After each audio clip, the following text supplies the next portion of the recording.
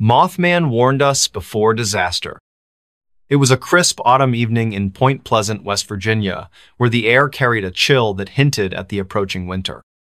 The clock read 7:45 p.m., and the sky above was painted with hues of orange and purple as the sun dipped below the horizon. In the small town nestled along the Ohio River, life moved at a leisurely pace, but tonight would be different for the Carter family: Michael, his wife Emily, and their teenage son Jake. Little did they know, an encounter with something extraordinary was about to change their lives forever. The Carter family had gathered in their living room after dinner, settling in for a quiet evening together. Michael sat on the couch reading a newspaper while Emily worked on a knitting project nearby. Jake, engrossed in a video game, occasionally paused to comment on the news stories his father shared aloud. The atmosphere was calm, almost serene, until a sudden gust of wind rattled the windows, startling them all. "What was that?" Emily asked, glancing toward the window. She rose from her seat and approached it cautiously, peering outside into the gathering darkness. Beyond the yard stretched a dense forest, its towering trees swaying gently in the breeze. At first glance, nothing seemed amiss. But then, out of the corner of her eye, she caught a flash of something large and winged soaring silently through the trees. Her breath hitched and she turned back to her family, her voice trembling slightly. "Did you see that?" Michael set down his newspaper, curiosity piqued. He joined Emily at the window, squinting into the distance. For a moment, there was nothing but the rustling leaves and chirping crickets. Then, without warning, the creature reappeared, a massive figure with wings spanning at least 10 feet, its glowing red eyes piercing through the shadows like twin beacons. It hovered briefly before disappearing into the depths of the forest, leaving behind an unsettling silence. Jake dropped his controller, rushing over to join his parents at the window. "What was that thing?" he whispered, his voice filled with awe and fear. Michael shook his head, unable to offer an explanation. None of them had ever seen anything like it before. As they stood there, trying to process what they'd witnessed, a strange sensation settled over them, a feeling of being watched, as though unseen eyes lingered just beyond the tree line. Later that night, as the family prepared for bed, the memory of the winged creature continued to haunt them. Unable to shake the unease, Michael decided to do some research. He retrieved an old encyclopedia from the bookshelf and flipped through the pages, searching for any mention of similar sightings. To his surprise, he discovered references to a legendary entity known as the Mothman, a mysterious creature said to have appeared in Point Pleasant during the late 1960s, coinciding with a series of bizarre events culminating in a tragic disaster. The parallels between those accounts and their own experience were uncanny. The next morning, the Carters discussed their findings over breakfast. They agreed that the Mothman's reappearance couldn't be ignored. It felt like a warning, a sign of impending danger. Determined to uncover more information, they visited the local library, where they met Mr. Jenkins, an elderly librarian who had lived in Point Pleasant for decades. His eyes widened when they mentioned the Mothman, and he nodded knowingly. "Ah, yes," he said solemnly. "Many people dismissed it as mere folklore back then, but those who paid attention knew better. The Mothman always appears before tragedy strikes." His words sent shivers down their spines, but they pressed him for details. Mr. Jenkins recounted stories of other sightings of people describing the same glowing red eyes, the same silent flight, and the same ominous presence. He also spoke of the Silver Bridge collapse in 1967, which claimed the lives of 46 people, occurring shortly after the last reported sighting of the Mothman. The connection was undeniable, and the Carters left the library with a heavy sense of foreboding. Over the following days, strange occurrences began to unfold around Point Pleasant. Power outages plagued the town, leaving entire neighborhoods plunged into darkness. Strange noises echoed through the woods at night-low growls and haunting whispers that sent chills down the spines of anyone who heard them. Farmers reported livestock behaving erratically, refusing to enter certain areas near the riverbank. And then came the dreams-vivid nightmares plaguing each member of the Carter family, filled with images of collapsing structures and desperate screams. One evening, as the family sat together in the dim glow of candlelight due to another power outage, they heard a deafening screech that reverberated through the air, followed by the sound of flapping wings overhead. They rushed to the window, hearts pounding wildly, and saw the Mothman once again, this time perched atop a nearby telephone pole. Its red eyes locked onto theirs, staring intently as if delivering a final message. Without speaking, they understood the gravity of the situation. That night, the Carters made a decision. Packing only essentials, they left Point Pleasant, seeking refuge in a neighboring town. Days later, news broke of a catastrophic Eventa major bridge connecting Point Pleasant to Ohio had collapsed under mysterious circumstances, mirroring the tragedy of decades past. Scores of people lost their lives, and the town was left reeling in shock and grief. Though grateful for their escape, the Carters couldn't help but wonder about the Mothman's true nature. Was it a harbinger of doom, or a guardian trying to warn humanity of dangers yet unseen? Whatever the case, one thing was certain: their lives had been forever altered by the encounter. Even now, years later, whenever they hear the distant cry of birds or catch glimpses of shadows moving in the twilight, they pause and remember the glowing red eyes that saved them from disaster. In the end, the Carters learned to live with the knowledge that some mysteries are best left unanswered. Yet, deep down, they remain convinced that the Mothman is still out there watching, waiting, ready to deliver its warnings to those willing to listen. Next story. The Clapping Man of Missouri. He only comes when you clap back. It all started with a whisper in the wind, or so it seemed. I was sitting on the porch of my uncle's cabin late one evening, sipping lukewarm coffee and staring out into the darkness that stretched endlessly beyond the edge of town. It was August, and the air carried an oppressive heat that clung to your skin like a second layer of clothing. The crickets chirped rhythmically, their song blending seamlessly with the hum of cicadas. Everything felt normal until it didn't. Let me back up for a moment. My name is Alex, and I grew up in a small rural town called Willow Creek, nestled deep within the rolling hills of Missouri. If you've never been here, picture this: endless fields of golden corn swaying gently under the sun, narrow dirt roads winding through dense forests where sunlight barely penetrates, and a quiet stillness that lingers even when the world outside seems chaotic. But beneath that serene surface lies something darker, something whispered about by locals over hushed tones during late-night gatherings at the diner or around campfires deep in the woods. You see, Willow Creek has its own urban legenda story passed down through generations, told to children as cautionary tales and dismissed by adults as mere superstition. They call him the Clapping Man. As kids, we heard snippets of the tale from older siblings or friends whose parents had warned them not to stray too far into the woods after dark. According to legend, the Clapping Man roams the outskirts of Willow Creek, appearing only in places untouched by civilization: abandoned barns, desolate fields, and shadowy groves where trees twist unnaturally toward the sky.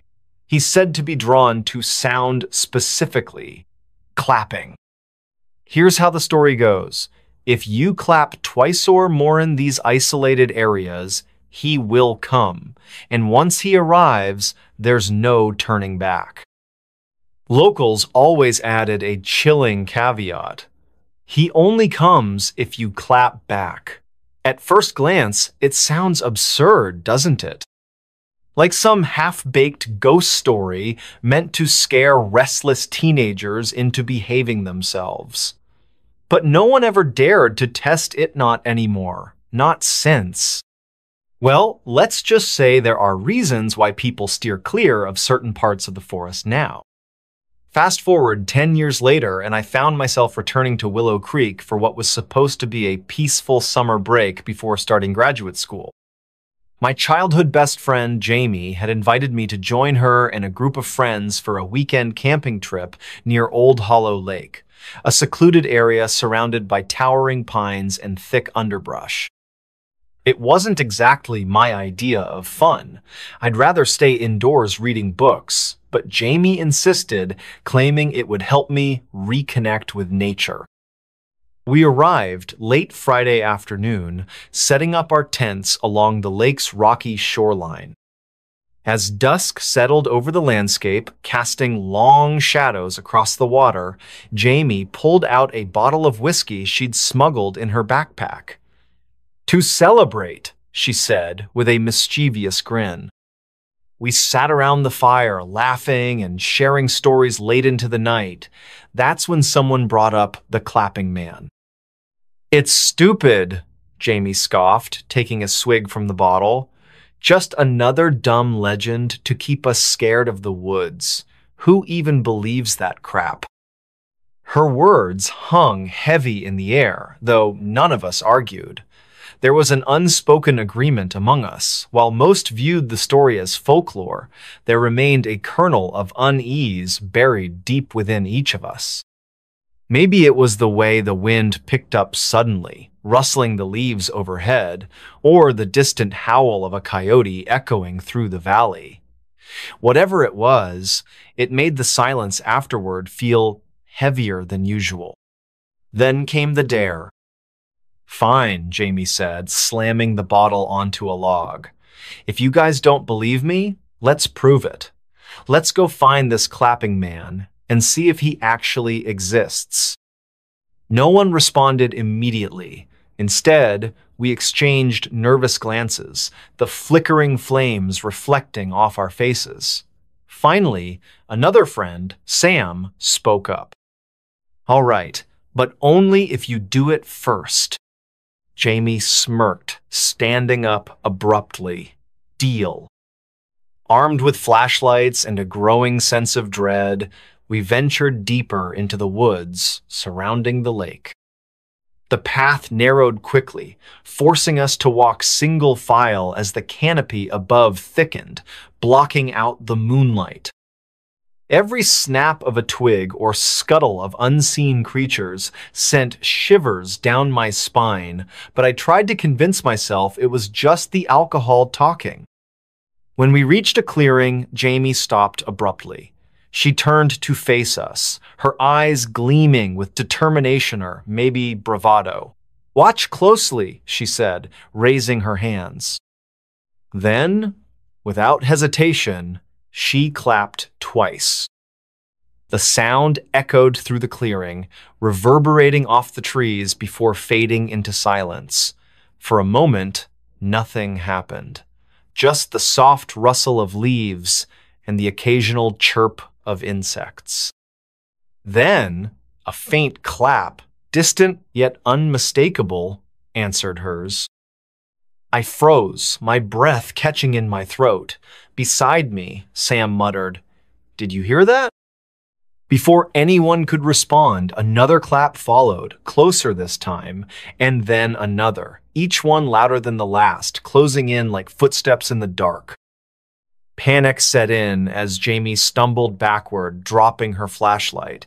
The beam rolled away, illuminating the edge of the clearing and revealing a shadow moving between the trees. It wasn't human. By the time we scrambled back to camp, adrenaline coursing through our veins, the mood had shifted dramatically. No one joked anymore. Instead, we huddled together, speaking in hushed tones while keeping watch over the woods. Hours passed, and though the claps hadn't returned, none of us dared to sleep. That night, I couldn't shake the image of that shadow etched into my mind. It moved unnaturally, almost fluidly, slipping between trunks with ease. And those claps, they weren't random. They were deliberate, calculated, like someone or something was playing a game with us. Over the next few days, strange occurrences plagued our group. Faint clapping echoed in the distance whenever we ventured near the woods. Footsteps trailed behind us on empty paths. Once, I swore I saw movement out of the corner of my Aya figure crouched low among the cornfields, watching silently. When I turned to look directly, it vanished. But the worst part? None of us had initiated the ritual again, yet the claps persisted. One evening, after everyone else had gone to bed, I decided to take a walk along the lakeshore. The air was cooler now, carrying with it the scent of pine and damp earth. I walked aimlessly, trying to process everything that had happened. Was it real? Or were we simply projecting our fears onto the wilderness? As I stood gazing out at the water, the world around me seemed to pause. The wind died down completely, leaving an eerie stillness in its wake. Even the crickets fell silent. That's when I heard the unmistakable sound of clapping. At first, it was soft, almost imperceptible. Then it grew louder, closer. Each clap resonated through the air, sending chills racing up my spine. I spun around, heart pounding, searching for the source. Nothing. Until the final clap came. It wasn't from behind me. It wasn't from the woods. It was right beside me, so close I could feel the vibrations in my chest. I screamed, bolting toward the campsite, ignoring the branches clawing at my arms and legs. By the time I reached the others, tears streamed down my face, and I couldn't form coherent sentences. Later, when I calmed enough to describe what I'd experienced, Jamie asked hesitantly, "Did you see anything?" I nodded slowly. A shape, tall and thin, too thin. And his smile, it didn't move. It stayed frozen, like he knew something we didn't. After that night, things escalated rapidly. Claps echoed throughout the campsite at random intervals, waking us from fitful dreams. Shadows loomed constantly at the edges of our vision, retreating whenever we tried to investigate. One morning, we discovered footprints leading away from the lake, impossibly large and unnatural. And then there was the mirror. On our last day in Willow Creek, I caught sight of someone clapping in the distance, standing atop a hill overlooking the lake. My breath hitched as I squinted through binoculars, hoping to identify who it was. But when I finally focused, I dropped them instantly. Because the person clapping wasn't someone else, it was me. Or at least, it looked like me. Same clothes, same posture, same terrified expression. Except this version of myself wasn't alone. Behind me, or rather, behind the doppelganger stood the clapping man. Tall, impossibly thin, with a smile that stretched wider than any human mouth should. Before I could scream, the figure raised its hand and clapped twice. This time, I didn't answer. Because I knew better. Now, months later, I still hear claps sometimes. Not every day, but often enough to remind me that whatever we unleashed that night isn't done with us yet. And each time, I wonder, did I summon it? Or was it waiting all along? Whoever, whatever it is, it knows me, and it won't stop until it gets what it wants. So please heed my warning. Don't clap back, because once you do, there's no going back. Next story. The Bridge That Warps Time. The air was heavy with the scent of damp earth and decaying leaves as I stood at the edge of the forest, staring down the narrow dirt road that led to it. It wasn't marked on any map, not even Google Maps, which had become my lifeline during this impromptu road trip through the backwoods of northern Maine.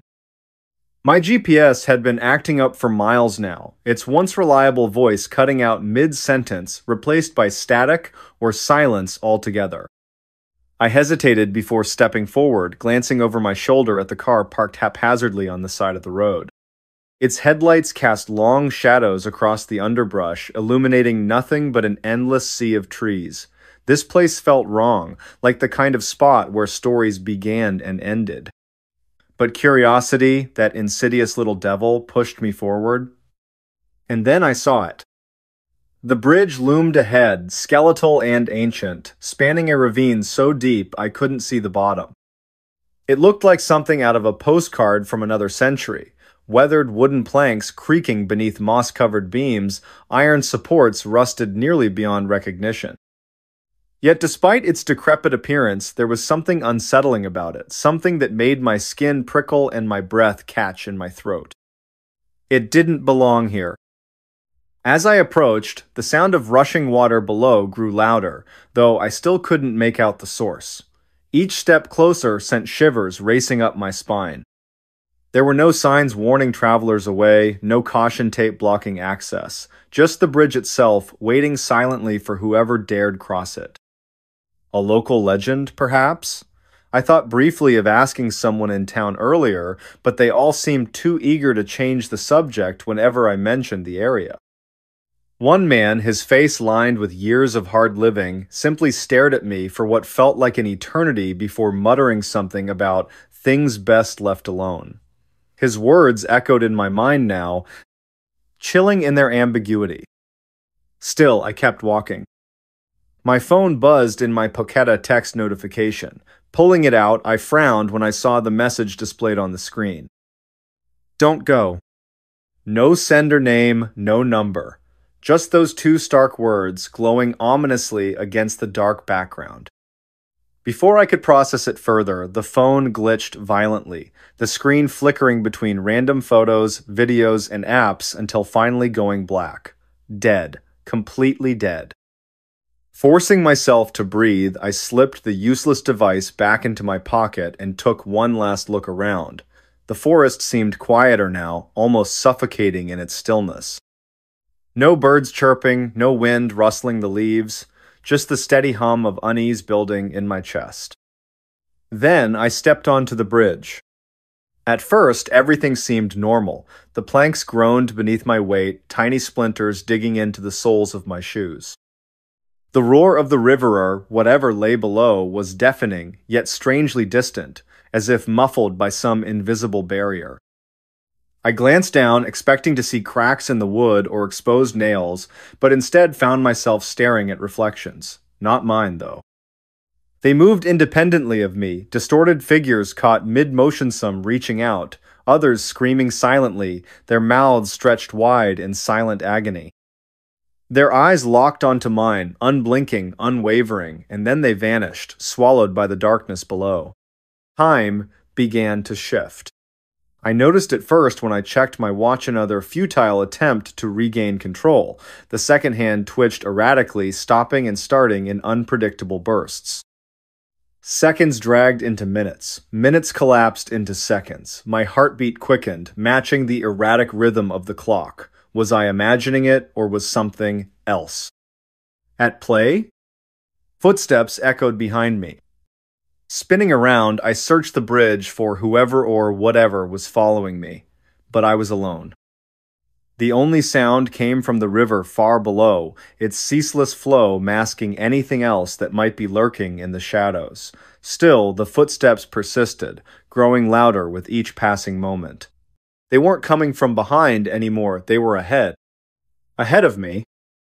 Panic clawed at my throat as I realized the impossible. The steps were echoing before I moved. By the time I reached the midpoint of the bridge, reality had fractured completely. The sun hung low in the sky, casting golden light across the landscape, but the temperature plummeted, frost forming instantly on the wooden planks beneath my feet. Night fell abruptly, stars winking into existence above me as though triggered by some cosmic switch. Then dawn broke again, painting the world in hues of pink and orange. All within the span of a single breath. Voices joined the cacophony now, whispers carried on the wind like fragments of forgotten memories. Some called my name, familiar yet distorted, while others spoke in languages I couldn't understand. Among them, one voice stood out, a child's laughter, pure and innocent, followed by a sharp cry of pain. I froze, searching desperately for its source, but the sound faded before I could pinpoint it. And then I heard it again. This time, it was closer. Much closer. When I turned, I wasn't alone anymore. A figure stood at the other end of the bridge, silhouetted against the unnatural glow of the horizon. Tall and gaunt, its features obscured by shadow, it watched me with an intensity that paralyzed me where I stood. For a moment, we simply stared at each other, the distance between us stretching infinitely wider than the physical space allowed. Then it raised a hand, pointing directly at me. Time unraveled. Seconds stretched into hours, days, centuries. My body aged rapidly, wrinkles carving deep lines into my face as gray hairs sprouted overnight. Yet somehow I remained conscious throughout the transformation, trapped in a loop of perpetual decay and renewal. Memories blurred together, overlapping and fracturing until I couldn't tell what was real and what was illusion. Around me, the bridge twisted and contorted, becoming less a structure and more a liminal space, a threshold between worlds. Figures appeared and disappeared without warning, their faces frozen in expressions of terror or grief. Shadows slithered along the ground, writhing like living creatures, while the voices grew louder, drowning out all rational thought. Somewhere amidst the chaos, I stumbled upon a horrifying truth. Time wasn't just warped, it was alive, conscious, sentient, and it wanted me. Or rather, it wanted to keep me. As the realization dawned, the bridge began to collapse around me, wooden planks splintering and falling into the abyss below. Desperation fueled my movements, forcing me to run despite the overwhelming fatigue threatening to consume me. Every step felt heavier than the last, gravity pulling me downward with increasing ferocity. Finally, after what felt like an eternity, I burst free of the bridge and collapsed onto solid ground. Gasping for air, I rolled onto my back, staring up at the sky. It was night again, the stars twinkling innocently overhead. Everything seemed normal, too normal. That's when I noticed him. Standing a few feet away, watching me with an expression somewhere between pity and amusement, was a younger version of myself. He looked exactly as I had mere moments ago, before the bridge drained decades from my life. Our eyes met, and for a brief instant I saw understanding flash across his face. He knew. Knew what? Before I could ask, he smiled faintly and shook his head, mouthing a single word. Run. I don't remember much after that, only fragments, flashes of light, echoes of screams, the sensation of being pulled in opposite directions. When I finally came to, I was lying in a hospital bed, tubes snaking from my arms, machines beeping softly beside me. A nurse entered the room, her smile warm but strained. "You've been missing for 40 years, she said gently. "Welcome back." 40 years? Impossible. But as I sat up, catching sight of my reflection in the window, I knew she was right. My hair was white, my face lined with age. And yet, inside, I felt unchanged, trapped. Now, every night, I dream of the bridge, of the figure at the other end. Sometimes, when I wake, I swear I can hear footsteps outside my door slow, deliberate, getting closer with each passing day. And sometimes, I wonder if running was the right choice after all. Next story. Creepy factory ghosts encounter during night shift. Factory ghosts in the dark. I used to think that night shifts were boring. Lonely? Sure. Quiet? Definitely. But boring. That was the whole appeal. No managers breathing down your neck, no coworkers interrupting your flow, just you, the machines, and time moving slowly. At least, that's what I believed until I took the job at Harlan Steelworks. The factory was built back in the 1940s and had barely been updated since. The entire building groaned like an old man every time the wind hit the walls. Flickering lights, rusted metal, faded safety posters from decades past, everything reeked of age, and something else I couldn't place at first.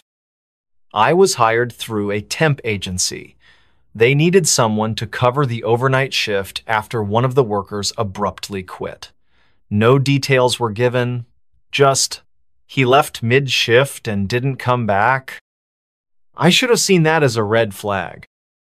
But I needed the money, and the guy on the phone said it was easy work.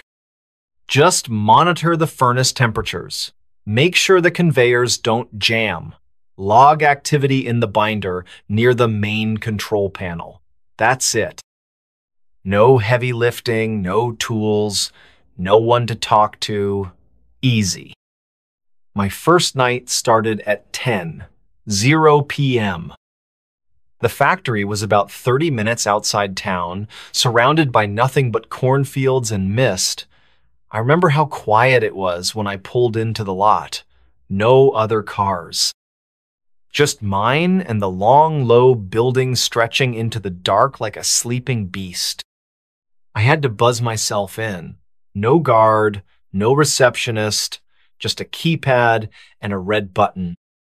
Inside, the air was thick with dust and oil. The only light came from a few flickering overheads. The silence was so complete, I could hear the hum of the fluorescents like they were whispering directly in my ears. I found the control panel and checked the binder. The previous shift had signed out at 9:55. No notes, no warnings, just initials, KL. That name would come back to me later, in the worst way. The first 2 hours were uneventful. I made my rounds, logged temps, stretched my legs. The machines weren't running maintenance, apparently so it was just me and the silence. Around midnight, things started to feel wrong. It began with a loud clang from the far end of the conveyor line. I froze. It wasn't the wind. It wasn't a creaky pipe.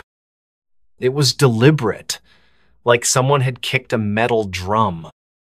I called out, "Hello? Anyone there?" No response.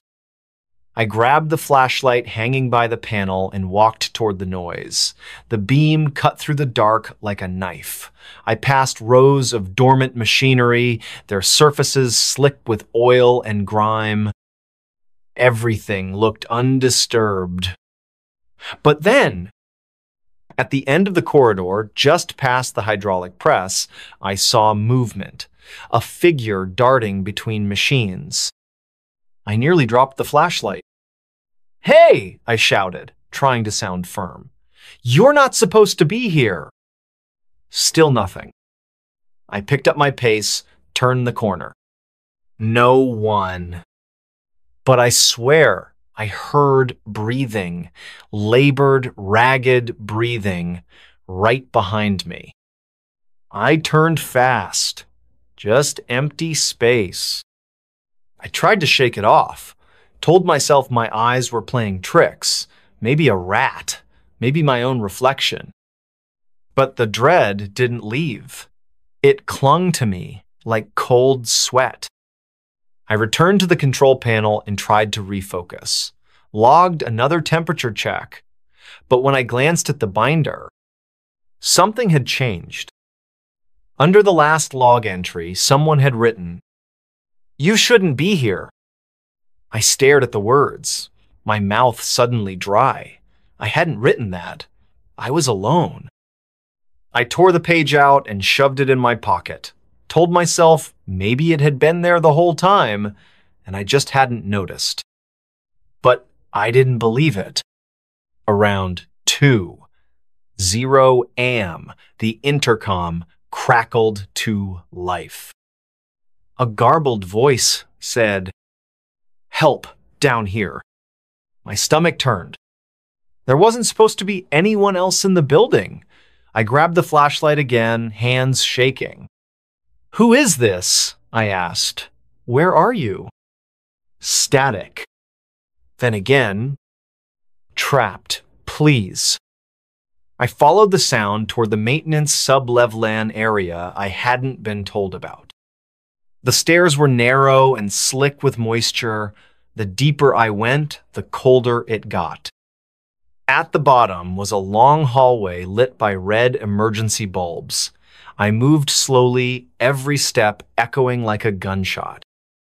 The voice came again. "Don't leave me here." I turned the corner. The hallway ended at a massive steel door marked Furnace Room B. It was ajar. I pushed it open. The heat hit me like a wave, but the room was empty except for a single charred hard hat resting in the center of the floor. The name etched into it? K.L. The worker who'd left mid-shift. Or, rather, hadn't left at all. I backed out of the room, heart hammering. That's when the door slammed shut behind me. I screamed and banged on the door, but it wouldn't budge. Then the whispers began. At first, it sounded like steam hissing from the pipes. But then I heard words. "We never left." "Join us." "Burned, but not gone." The lights dimmed. Shadows stretched across the walls, writhing like they were alive. I turned in circles, flashlight trembling. And that's when I saw them. Figures emerging from the darkness, half-formed, their bodies blackened and twisted. Faces melted, eyes hollow. They moved slowly, dragging themselves toward me with jerky, unnatural movements. I screamed, ran. I don't remember how I escaped the sublevel. Somehow, I made it back to the control panel. I grabbed my keys, my bag, and bolted out the front door into the rain. When I looked back, the lights in the factory windows were all off, except one, up on the second floor. And in that window, I saw a silhouette watching me. It raised a hand and waved. I quit the next day, didn't ask for my paycheck, didn't tell the agency what happened. A week later, I saw a news article. Temporary worker vanishes during night shift at Harlan Steelworks. A new guy, hired to cover my old spot. They never found him. And the factory? Still operational. Still hiring.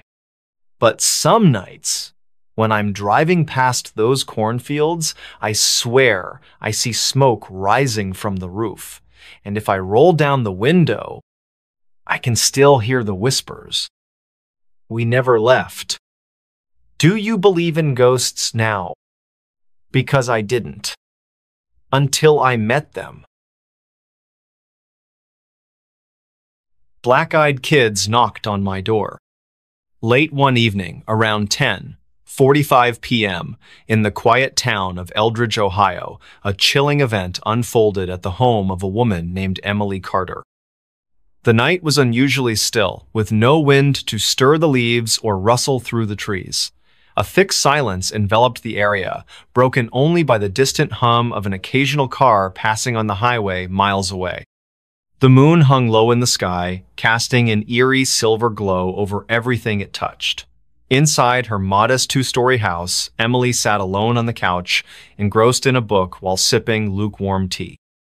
Her dog, Max, a loyal golden retriever, lay sprawled at her feet, his breathing steady and rhythmic. Emily had just turned the page when she heard Ida's soft but distinct knock at the front door. At first, she thought it might be a neighbor stopping by unannounced, though that seemed odd given the late hour. She glanced at the clock again, confirming the time. Who could possibly be visiting now?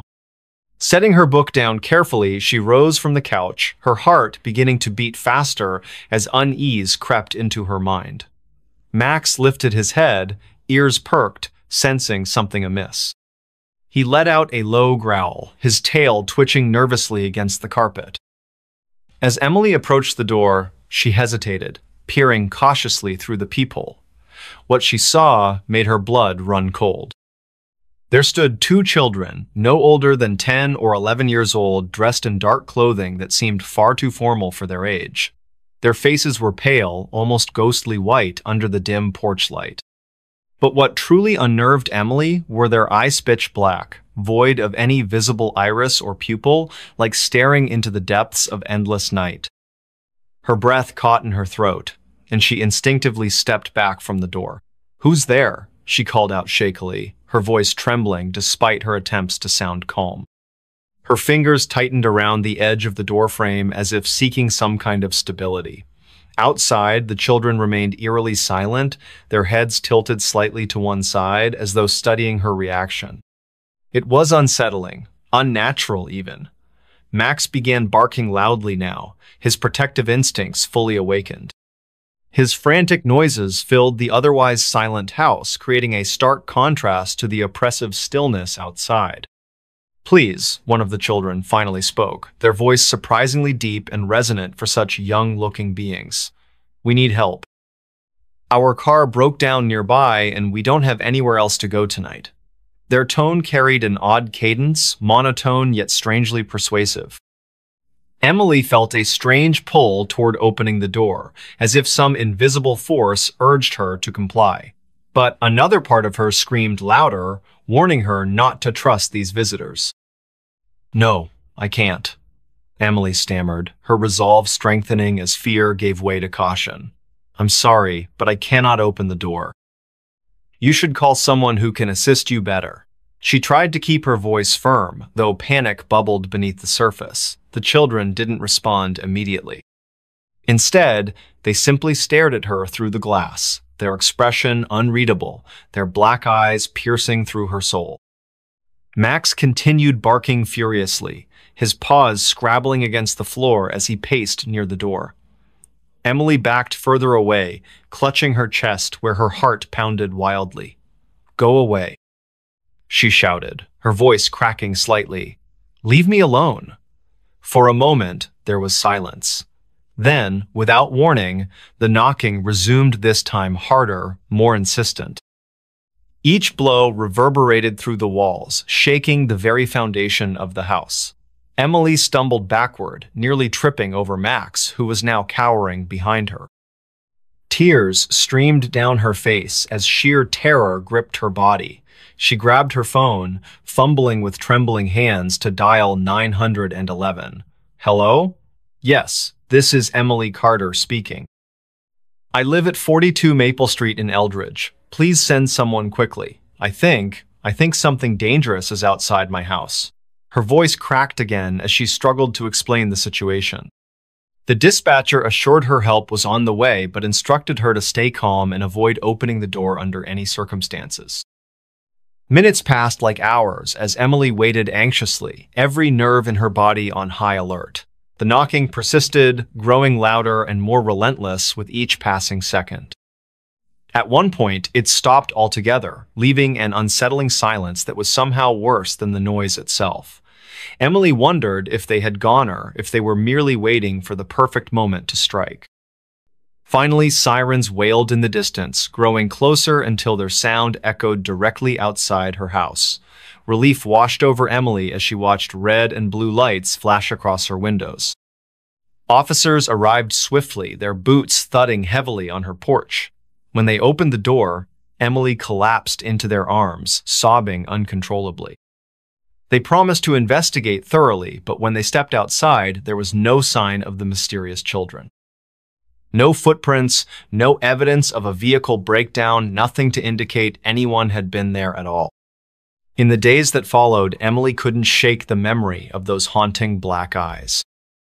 She read stories online about similar encounters, people claiming to have met so-called black-eyed kids who appeared during the night asking for entry into homes or vehicles. Some dismissed them as urban legends, while others swore they were supernatural entities preying on human vulnerability. Whatever they were, Emily knew one thing for certain: she would never answer the door after dark again. The experience left an indelible mark on her psyche, a constant reminder of the unseen dangers lurking beyond the safety of her own four walls. Even months later, whenever she heard a knock at the door, her pulse quickened and her mind replayed that terrifying night in vivid detail. And though she told herself repeatedly that it was over, deep down, she couldn't help but wonder if the black-eyed children were still out there watching, waiting, searching for their next victim. Don't just watch in the dark. Click subscribe, like, and join now. Before we begin, tell me, where are you listening from and what time is it there? The whisper that breathed. A summer storm brewed over Boston, its dark clouds casting long shadows across the narrow streets of Beacon Hill. The air was thick with humidity, and the faint scent of rain mingled with the salty breeze from the nearby harbor. At precisely 5 in the afternoon, when the sun should have still been high, an unnatural twilight descended upon the city. Andrew Scott hurried down Pinckney Street, his leather satchel slapping against his side with each quickened step. The first rumble of thunder echoed in the distance, vibrating through the cobblestones beneath his worn loafers. He had taken this route home 1,000 times before, but today something felt different. The usual sounds of the neighborhood, children playing, dogs barking, the occasional car engine, were strangely muted. Only the wind seemed alive, whispering through the ancient trees that lined the street, whispering in a way that made Andrew's skin prickle. He glanced at the old Victorian house at number 17, its windows dark and unwelcoming despite the early hour. The for sale sign in the yard swayed gently, though he couldn't feel any breeze on his face. Madison Rivera stood at her kitchen window on Mount Vernon Street, staring out at the gathering storm. Her teacup trembled slightly in her hand as she watched the clouds churn above the gold dome of the State House. She had lived in this neighborhood her entire life, but never had she seen such an ominous sky this early in the evening. The antique clock on her wall ticked loudly in the silence, each second stretching longer than it should. Something about the atmosphere felt wrong, like the world was holding its breath, waiting for something to happen. In the South End, James Cooper sat alone in his apartment on Tremont Street, absently flipping through old photographs. The lightning flashed outside, illuminating his collection of vintage cameras displayed on the shelves. His fingers paused on a particular picture, a group of friends gathered at Boston Common, smiling faces frozen in time. But as another bolt of lightning illuminated the room, he could have sworn one of the faces in the photograph moved, just for a moment. Just enough to make his heart skip a beat. The frame fell from his hands, shattering on the hardwood floor. Andrew found himself drawn to the old cemetery at the top of Copp's Hill. The wrought iron gates creaked open before him, though he was certain he hadn't touched them. The gravestones stood like silent sentinels, their weathered inscriptions barely visible in the dim light. As he walked between the rows, the whispers grew louder, more distinct. They weren't words exactly, more like fragments of memories or thoughts that didn't belong to him. A cold droplet of rain hit his cheek, followed by another. The storm was getting closer, the thunder growing more insistent, yet he couldn't bring himself to leave. Madison's phone rang suddenly, making her jump. The caller ID showed a number she didn't recognize, but something compelled her to answer. "Hello?" she said, her voice barely above a whisper. There was no response, only the sound of breathing, slow, deliberate, measured breaths that seemed to echo in her ear. The connection remained open, the breathing continuing without variation. She wanted to hang up, but her fingers wouldn't move. Outside, the wind picked up, rattling the windows and sending a chill through the room despite the summer heat. James had gathered the broken pieces of the photograph frame and was attempting to reconstruct it when he noticed something odd. The image inside had changed. Where once there had been 6 smiling faces, now there were 7. The new face wasn't clear, just a blur of features that seemed to shift when he tried to focus on them. The room temperature dropped suddenly, and his breath came out in visible puffs. From somewhere deep within the walls, he heard a soft scraping sound, like fingernails dragging across wood, getting closer with each passing moment. The rain began to fall in earnest now, drumming against rooftops and streaming down window panes throughout the city. Andrew found himself standing before a particular gravestone, its inscription worn almost smooth by time. Yet he could read it perfectly in his mind. Elizabeth Hargrove, 1865. The name triggered something in his memory, though he couldn't place why. The whispers around him formed words now, disjointed phrases that painted pictures of a life cut tragically short. Never meant to. Kept calling me back. So cold here. Madison finally managed to end the call, dropping the phone on the counter with shaking hands. The lights flickered, then steadied, then flickered again. She moved to check the circuit breaker, but stopped when she saw her reflection in the hallway mirror. It wasn't quite right, her eyes were wrong, too dark, too empty. She blinked, and the reflection smiled while she remained expressionless. The breathing from the phone call continued behind her, though no device was near. You shouldn't have answered, it seemed to say, so softly she might have imagined it. James had barricaded himself in his bedroom, the photograph hidden safely in a drawer. The scraping had stopped, replaced by a gentle tapping at his window. When he looked, there was nothing there except the distorted reflection of his room. But something about the angles was off, as if space itself had bent slightly out of shape. His cameras, usually arranged with precise care, were now facing inward, their lenses trained on his bed. "They see you," he whispered to himself, though he wasn't sure where the words came from. The storm outside reached its peak, lightning flashing continuously, yet the darkness in his room deepened rather than lifted. The three of them, Andrew, Madison, James, were connected by threads they couldn't see, drawn together by forces beyond their understanding. Each had experienced strange occurrences before, dismissing them as coincidence or imagination. But now, as the storm battered Boston and the boundaries between worlds grew thin, they would be forced to confront the truth. Elizabeth Hargrove's story wasn't finished, and somehow they had become part of its conclusion. Andrew traced his fingers along the edge of the gravestone, feeling the rough stone bite into his skin. The pain was real, grounding him when everything else felt surreal. The whispers told him things, terrible things, about what had happened here all those years ago. A forbidden love, a desperate plea, a final betrayal. The rain soaked through his clothes, but he barely noticed. In his mind's eye, he could see her, Elizabeth, young and beautiful, standing at the edge of the hill, looking out toward the harbor. Her lips moved, forming words he couldn't hear over the storm. But he could feel them, resonating in his chest like a second heartbeat. Madison had retreated to her basement, seeking sanctuary from whatever haunted her home.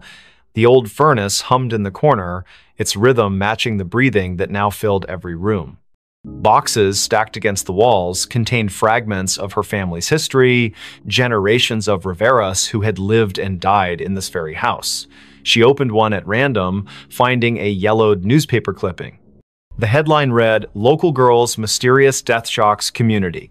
The date was June 12, 1865. The photograph showed a girl who looked remarkably like her, standing beside a man whose face was obscured by shadow. He promised, the breathing seemed to say. But he lied. James discovered something in his closet, a small wooden box he didn't remember owning. Inside were letters, written in elegant script that faded even as he read them. They spoke of longing and loss, of meetings in secret places, of promises broken under duress. The last letter ended abruptly. "If you're reading this, then I have failed. Tell them what he did, tell them how he silenced me, the whispers will guide you." The room temperature plummeted, frost forming on the inside of his window. Outside, something moved between the flashes of lightning, something that shouldn't exist in this world. Find them. It breathed. All of you. The storm reached its crescendo, lightning striking the gold dome of the State House with a deafening crack.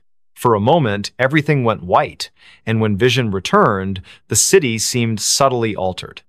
Shadows fell differently, familiar landmarks appeared slightly skewed, people walking in the streets moved as if underwater, their faces blank masks. Those who had been touched by Elizabeth's story felt the change most acutely. Their senses heightened, their perceptions expanded beyond normal limits. Sounds carried from impossible distances. Smells lingered long after their sources disappeared. Touches left imprints that glowed faintly in the dark.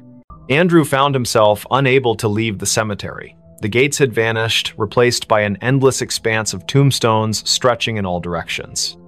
Each bore Elizabeth's name, each marked a different year of death. The whispers became a chorus now, overlapping voices telling conflicting versions of the same tragedy. Some claimed she had thrown herself from the hill in despair, others insisted she had been pushed. All agreed on one thing: justice had never been served. The rain continued to fall, but it wasn't water anymore, it was memories, each drop carrying fragments of lives cut short, hopes dashed, loves lost. Madison's basement had transformed into a labyrinth of family secrets. Every box she opened contained evidence of her ancestors' involvement in Elizabeth's fate: letters of condemnation, witness statements, a blood-stained handkerchief, photographs showing the same shadowy figure across generations, always present at moments of tragedy. The breathing grew louder, surrounding her like a physical presence. "You know him," it rasped. "He watches still." She looked up to see her own reflection in the basement window, but instead of her face, she saw the Shadow Man's features clearly for the first time. Their eyes met, and she understood everything that had been hidden, everything that had been denied. James's apartment building had emptied of all other tenants, leaving him alone with the entity that had been watching him through his cameras. The photographs on his walls had changed. Each now showed the same scene: Elizabeth standing at the edge of Copp's Hill, reaching out to someone just out of frame. The seventh figure in his broken photograph had clarified, revealing features that matched the Shadow Man from Madison's past.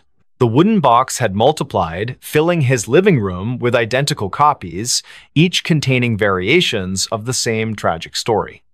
"We are witnesses," the voice whispered directly into his mind, "and we are judged."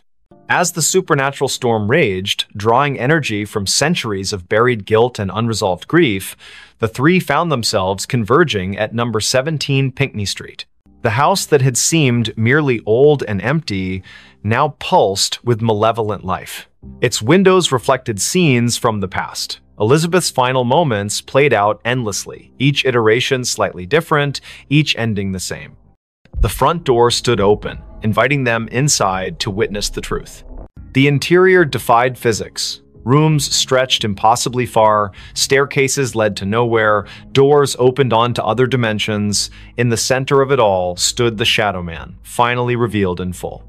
His face was a composite of every person who had ever turned a blind eye to injustice, every authority figure who had dismissed Elizabeth's pleas for help. "It's time," he said, his voice a chorus of thousands. Time to break the cycle. The house shook violently as reality struggled to contain the weight of so many unresolved wrongs. Andrew, Madison, and James realized simultaneously that they had been chosen not as victims, but as instruments of resolution. Each carried a piece of Elizabeth's story within them: Andrew through his ancestral connection to the hill, Madison through her family's complicity in the cover-up, James through his ability to capture truth in images. Together, they formed a conduit through which Elizabeth's voice could finally be heard, her story told in full, her justice served. The Shadow Man began to dissolve, his form unraveling like smoke caught in a strong wind. "Too late," he whispered, fragments of his essence dispersing into the ether. "The truth cannot be contained." The house around them started to collapse, folding in on itself as centuries of lies unraveled. Through the destruction, Elizabeth emerged, not as a ghost, but as a manifestation of collective memory given form. Her eyes held all the sorrow of her age, yet also a spark of hope newly kindled. The storm broke as suddenly as it had begun, leaving behind an eerie calm. Number 17 Pinckney Street stood intact once more, its windows dark and its for sale sign swaying gently in the evening breeze. Andrew, Madison, and James found themselves standing on the sidewalk, drenched and disoriented but whole. The whispers had ceased, replaced by the natural sounds of a city recovering from a summer storm. Lightning flashed one last time, illuminating the hilltop where Elizabeth had stood so long ago. For a brief moment, they thought they saw her silhouette against the darkening sky, her hand raised in farewell. Life in Boston returned to normal, though those who had been touched by the supernatural events carried their experiences like scars, invisible to others, but ever present in their minds.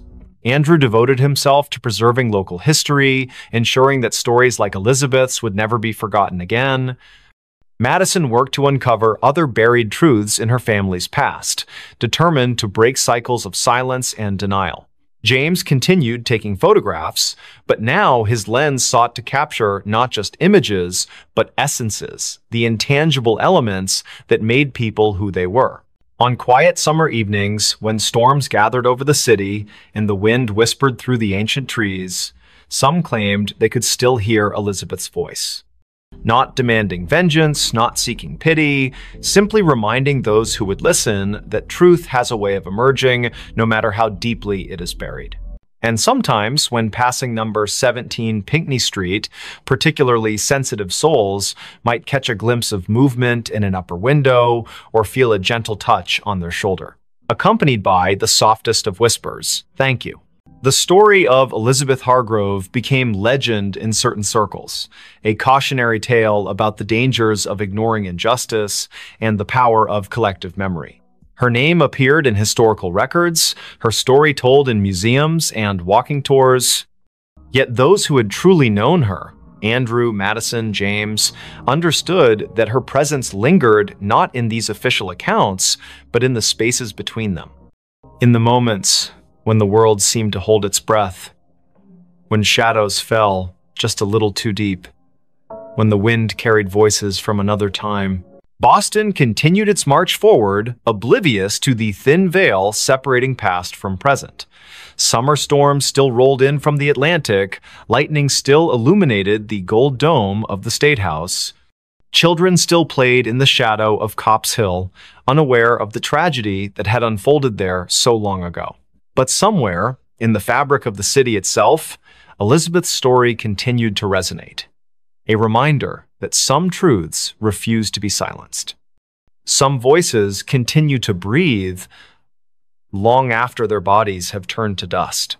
And on nights when the moon hung low over Beacon Hill, casting long shadows across the cobblestone streets, those who listened closely might hear it, the whisper that breathed, carrying fragments of a life reclaimed, echoes of justice finally served. Reminders that even in death, truth finds a way to speak through those willing to listen.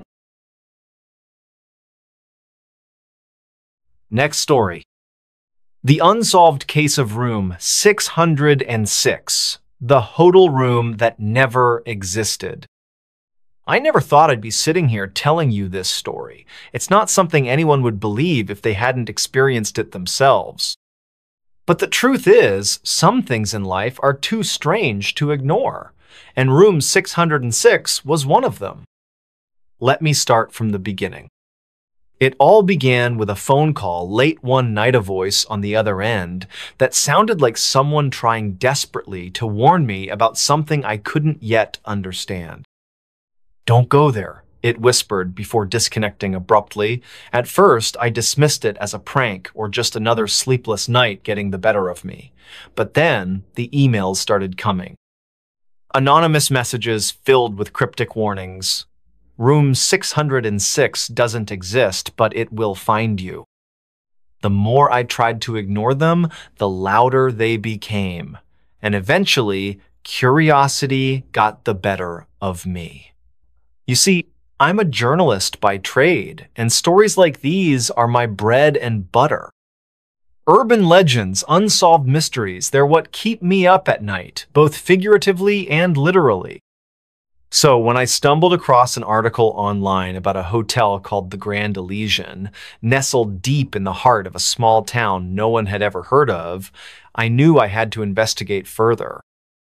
According to local lore, the Grand Elysian wasn't just any ordinary hotel, it was infamous for its mysterious past. Guests reported hearing whispers through the walls, feeling cold spots where none should exist, and even seeing shadows moving in places they shouldn't. But what intrigued me most was the legend surrounding room 606. Some said it didn't exist at all, that it had been sealed off decades ago after a series of disappearances left investigators baffled. Others claimed it still existed, hidden away behind locked doors, waiting for those foolish enough to seek it out. And so, armed with nothing but my notebook, a flashlight, and a healthy dose of skepticism, I booked myself a room at the Grand Elysian.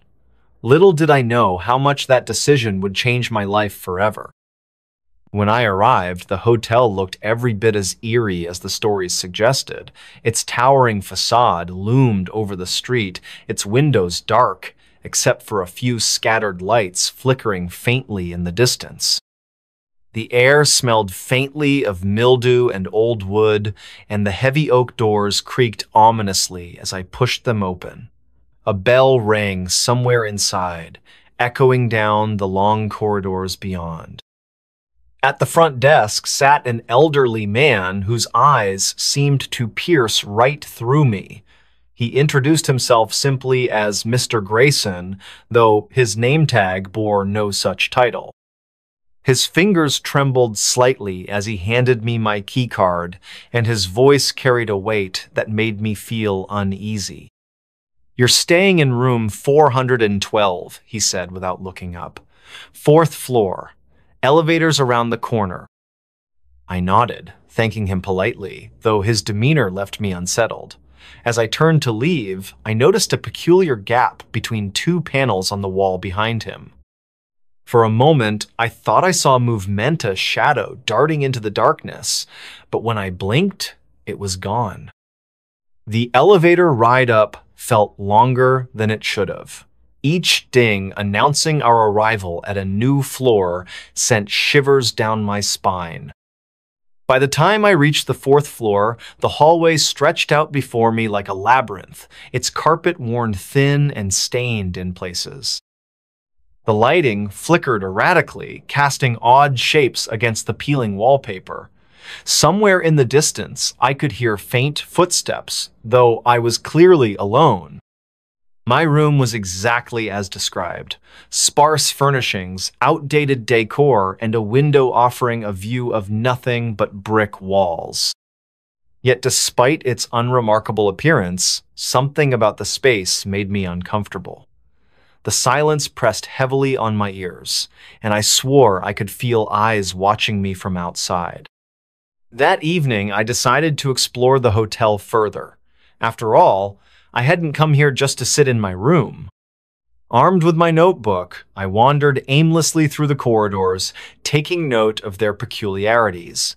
Hallways twisted and turned in ways that defied logic, leading me back to places I'd already been. Doors appeared where none had existed moments before, only to vanish again once I approached. It was maddening and utterly fascinating. Then came the whispers. At first, I thought they were coming from within my own mind, echoes of paranoia brought on by the oppressive atmosphere. But soon, I realized they weren't imagined. They were real soft murmurs drifting through the vents, voices speaking languages I couldn't recognize. My heart raced as I followed the sound, drawn deeper into the bowels of the building. And then, I found it. Room 606. The door stood at the end of a particularly narrow corridor, its number etched into the metal frame in faded gold letters. It looked out of place among the other rooms, almost as though it didn't belong. Yet there it was, staring back at me like a silent sentinel guarding secrets best left buried. For a moment, I hesitated. Every instinct screamed at me to turn back, to walk away while I still could. But curiosity, or perhaps fate, compelled me forward. With trembling hands, I reached for the doorknob, turning it slowly. The lock clicked open with a sound that echoed unnaturally loud in the empty hall. Inside, the world shifted. Room 606 defied explanation. The walls seemed to breathe, expanding and contracting as though alive. Shadows danced across the floor in patterns that made no sense, and the furniture appeared to rearrange itself whenever I glanced away. Objects from different eras cluttered the space: a rotary phone sitting next to a modern laptop, antique vases standing beside plastic cups. Time itself felt distorted here, stretching and compressing until I couldn't tell whether minutes or hours had passed. But worst of all were the faces. In the mirrors lining the walls, reflections stared back at men of my own, but those of strangers, men, women, children, all frozen in expressions of terror. Their lips moved silently, forming words I couldn't quite catch. And then, slowly, they began to speak. "Help us." Their voices overlapped, creating a cacophony of pleas and warnings. My head throbbed painfully as I backed away, desperate to escape.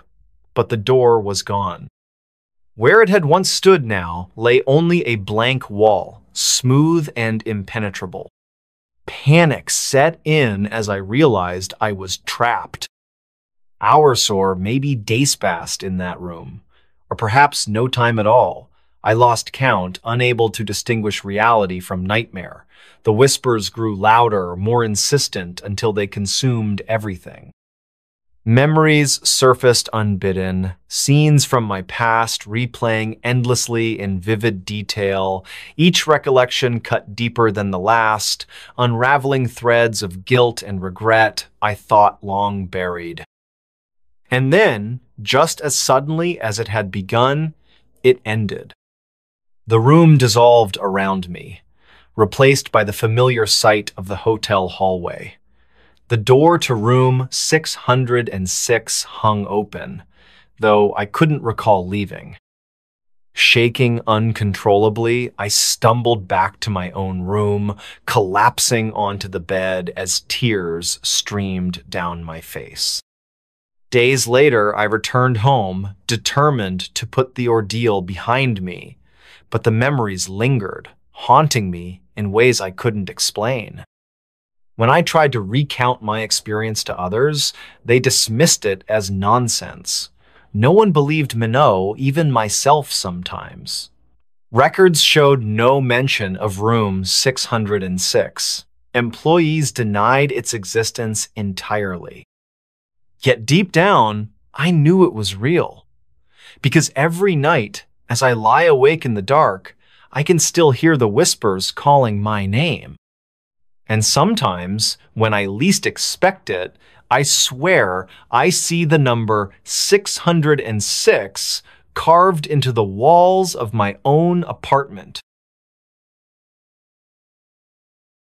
Don't just watch in the dark. Click subscribe, like, and join now. Before we begin, tell me, where are you listening from and what time is it there? The customer who never left the store. The cicadas were louder than usual that summer night in Charleston, their rhythmic buzzing weaving through the thick humidity that clung to every surface. Lucas Allen stood behind the counter of his small convenience store on King Street, absently wiping down the already spotless glass display case. The neon open sign flickered slightly in the window, casting an uneven glow across the rows of snacks and beverages lining the aisles. It was nearly midnight, and the usual Friday crowd had already come and gone, leaving only the persistent hum of the refrigerators and the distant sound of traffic from the historic district. Lucas checked his phone for what felt like the 100th time that evening. No new messages, just another quiet night in a city that never truly slept. He sighed and glanced at the security camera monitors mounted above the cigarette rack. Each screen showed a different angle of the store's interior. all empty except for his own reflection in the convex lenses. Something about tonight felt different though, like the air itself was heavier than normal. His eyes lingered on the darkest corners of the footage before moving back to the register. The bell above the door jingled softly, making Lucas look up with automatic politeness. A woman stepped inside, her presence immediately altering the atmosphere of the shop. She wore a long coat that seemed inappropriate for the sweltering July heat, its dark fabric hanging loosely around her thin frame. Her face was partially obscured by stringy blonde hair that caught the fluorescent light in strange ways, as if it didn't quite belong there. Lucas noticed how her shoes made no sound against the tiled floor. "Can I help you find something?" he asked, his voice carrying just a touch of professional warmth. The woman didn't respond right away. Instead, she moved slowly toward the back of the store, her head tilted at an unnatural angle as she examined the shelves. Lucas watched her reflection in the glass refrigerator doors. Something about her movements seemed off, almost mechanical. Charlotte Robinson pushed her cart down aisle 3, debating between chips and pretzels. She paused when she realized the woman in the dark coat hadn't moved from where she'd been standing for the past 10 minutes. The stranger was now facing the wall, one hand resting on the metal shelving unit. Charlotte cleared her throat softly as she passed, but the woman didn't acknowledge her presence. There was something unsettling about the way her fingers curled around the edge of the shelf, knuckles white against the dull metal. Lucas finished counting the drawer for the third time, the numbers blurring together in his mind. The woman still hadn't approached the register. He could see her in his peripheral vision, standing in the same spot near the snack aisle. Occasionally, he'd hear the soft rustle of her coat, though he couldn't be sure if she was actually moving anything from the shelves.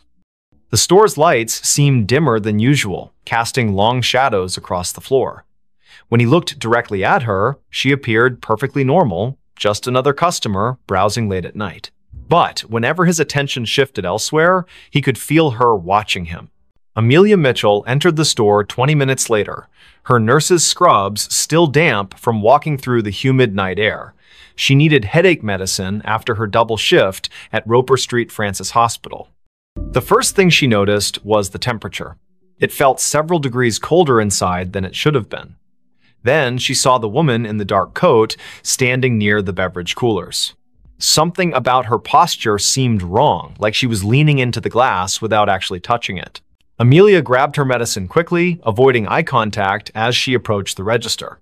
The transaction took longer than necessary. Lucas kept glancing at the security monitors, noting how the woman's position never changed despite the passage of time. On the cameras, she appeared as a dark smudge against the bright colors of the snack aisle, her features indistinct even in high definition.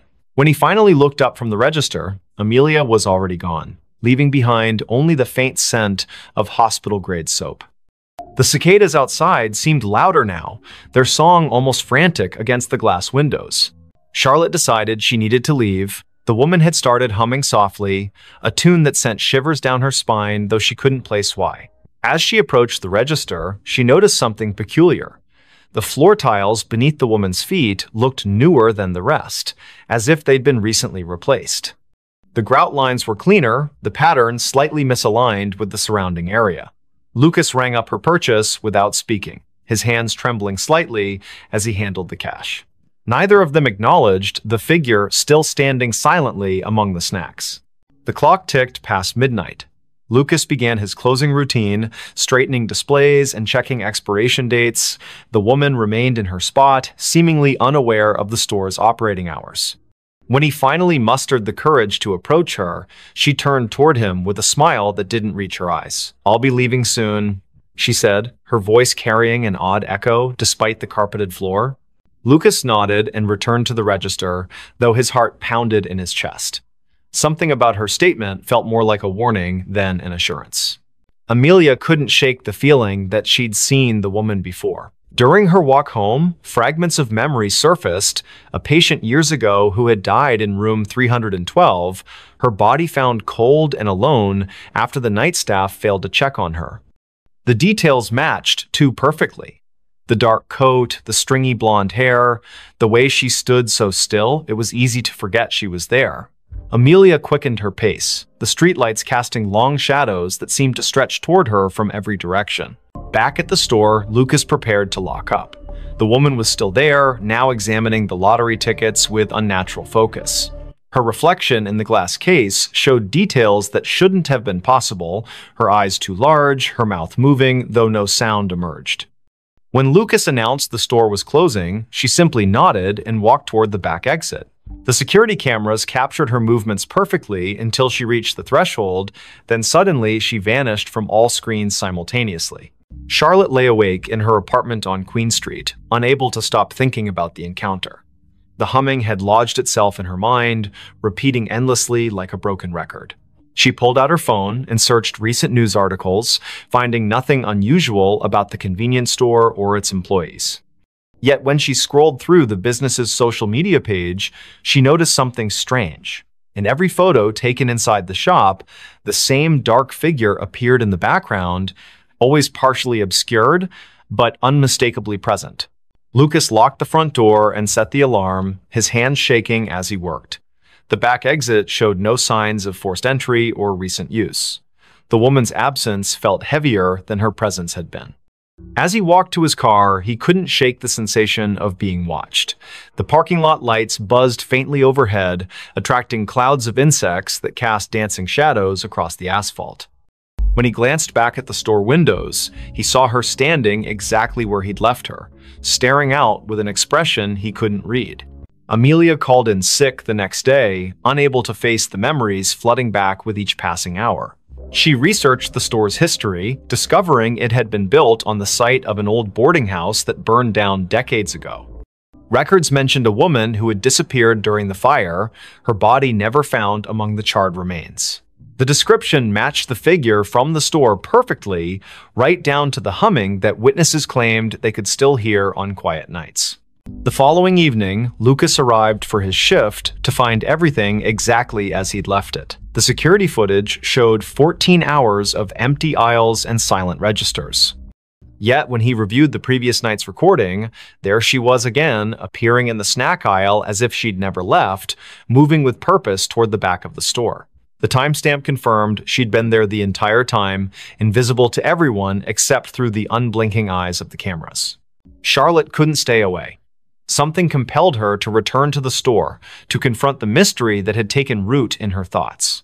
When she entered that night, the air felt colder than before, and the humming was louder, vibrating through her bones like a tuning fork. The woman stood in the same spot, surrounded by products that seemed to decay faster than they should. Their expiration dates read months in the future, yet their packaging was faded and brittle, as if time itself bent around her presence. Lucas began documenting everything. He kept detailed notes about each encounter, noting patterns in her behavior and appearance. The woman never spoke unless directly addressed, and even then, her responses were cryptic and often nonsensical.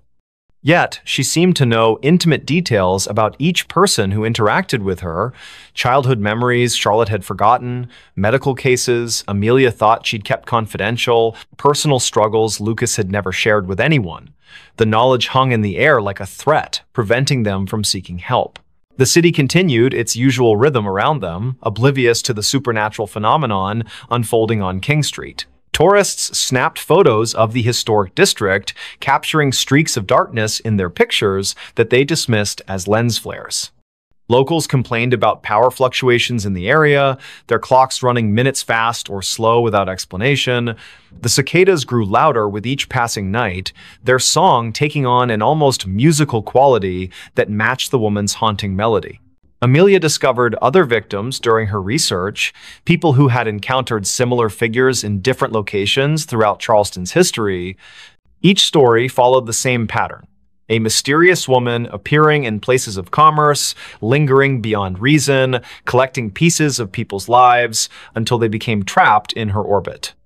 Some claimed she was searching for something specific, others believed she fed on human connection. All agreed that once she marked you, there was no escaping her influence.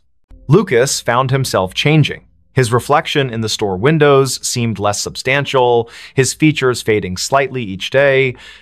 Customers commented on how tired he looked, though he slept better than he had in years. The security cameras captured moments when he wasn't entirely present, his form flickering like static between frames. The woman watched these transformations with apparent satisfaction, her humming growing more complex, as if composing a symphony only she could hear. Charlotte's friends noticed her withdrawal from social activities. She spent hours sitting in her apartment, staring at the convenience store's security feed she'd hacked into. The woman's movements created patterns that resembled ancient symbols when traced over time. Mathematical equations formed in the spaces between appearances, suggesting a logic behind the madness.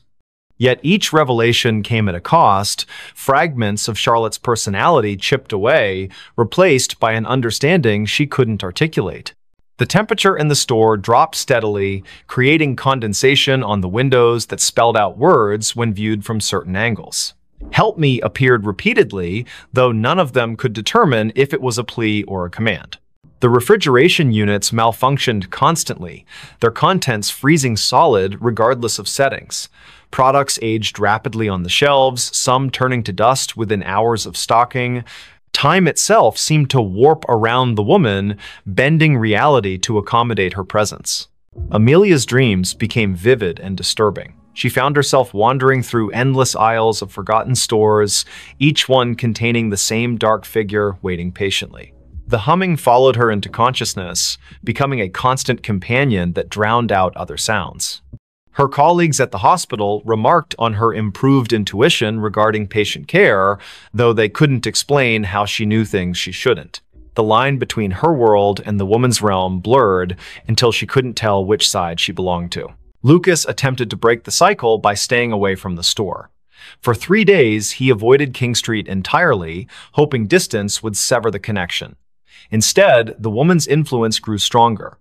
She appeared in his apartment mirror, reflected in puddles during rainstorms, visible in the steam rising from his morning coffee. The humming never ceased, matching his heartbeat until he couldn't distinguish between internal and external sounds. His attempts to warn others fell on deaf ears, their faces blank as if seeing through him. Charlotte documented everything obsessively, filling notebooks with observations and calculations. The patterns revealed themselves gradually, forming a complex web of connections between victims across generations. Each person had experienced loss or isolation significant enough to create a void the woman could fill. They had sought comfort in material possessions, believing wealth or convenience could replace human connection. The realization hit her like a physical blow. They were all customers who had never truly left the store, trapped by their own desires. The final confrontation occurred on the hottest night of the summer. The cicadas screamed in harmony with the humming, their combined song shaking the glass in the store's windows. Lucas, Charlotte, and Amelia found themselves drawn back to the convenience store despite their efforts to resist. The woman waited for them in aisle 3, her dark coat billowing as if caught in a wind that didn't exist. Her smile revealed too many teeth, each one gleaming like polished stone. "You've learned," she said, her voice resonating through the empty store. But learning isn't enough. The floor tiles beneath them shifted, revealing the foundation of the old boarding house.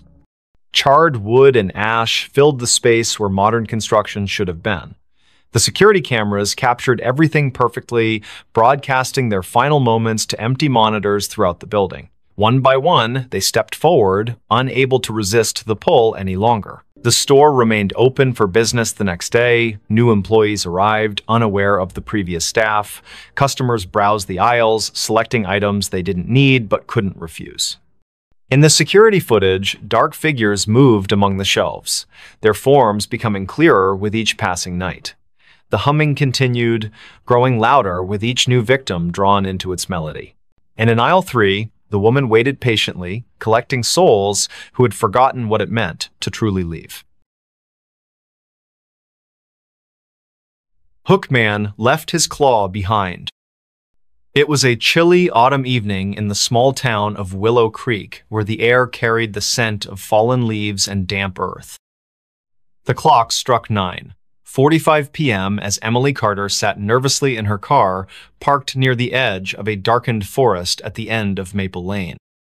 Beside her sat her boyfriend, Mark Thompson, his arm resting casually on the back of the seat as he tried to reassure her with light conversation. The forest loomed ominously ahead, its towering trees casting long shadows across the road, even under the pale glow of the moon. Neither spoke of the reason they were there, the infamous legend of the Hookman. The story had been whispered among their friends for years, passed down like an urban myth meant to scare teenagers into behaving themselves. According to local lore, the Hookman was a disfigured killer who roamed the woods at night searching for unsuspecting victims. His weapon of choice? A jagged, claw-like hook that replaced one of his handsaw, gruesome reminder of his violent past. Some claimed he had died decades ago, while others swore he still stalked the area, drawn by the fear of those who dared visit his domain after dark. Tonight, Emily and Mark found themselves testing the truth behind those tales. As they sat in silence, the forest grew eerily quiet, the usual sounds of wildlife replaced by an unsettling stillness. A sudden gust of wind rattled the car windows, making Emily jump. "Do you think it's true?" she asked softly, her voice trembling slightly despite her attempts to sound brave.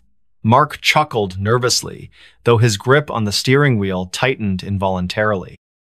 "Of course not," he replied, forcing a reassuring smile. "It's just a story." But then came the sound of faint scratching noise against the roof of the car, followed by a soft thud as if something heavy had landed nearby. Both froze, their hearts pounding wildly in unison. "What was that?" Emily whispered, her eyes darting toward the rearview mirror. Outside, the forest remained silent, its shadows unmoving, yet somehow more menacing now. Mark turned the key in the ignition, preparing to drive away, but the car engine refused to start. Panic surged through them as they realized they were trapped. From somewhere beyond the tree line emerged a figure tall, gaunt, and cloaked in darkness. Its face was obscured by shadow, but its presence radiated an undeniable menace. In one hand, it held what appeared unmistakably to be a hooked blade, glinting faintly in the moonlight. Emily screamed, throwing herself against the passenger door as the figure approached slowly, deliberately. Each step echoed through the night, amplifying their terror until it felt almost unbearable. "Stay calm," Mark urged, though his own voice betrayed his fear. He fumbled with the keys, praying the engine would cooperate, but nothing happened. The figure reached the car window now, its claw scraping lightly against the glass. Inside, Emily sobbed uncontrollably, clutching her purse tightly as if it might protect her from whatever horror awaited outside. Mark grabbed a flashlight from the glove compartment, shining it directly at the figure in hopes of driving it back. But instead of retreating, the creature tilted its head slightly, studying them with unnatural curiosity. Then, without warning, it vanished, disappearing into the shadows as quickly as it had appeared. Emily and Mark sat frozen for several moments, unsure whether to believe their eyes. Finally, the car engine roared to life and they sped away from the forest as fast as possible. Behind them, the Hookman's laughter echoed through the night, chilling them to the bone. Back at Emily's house, they collapsed onto the couch, breathing heavily as adrenaline coursed through their veins.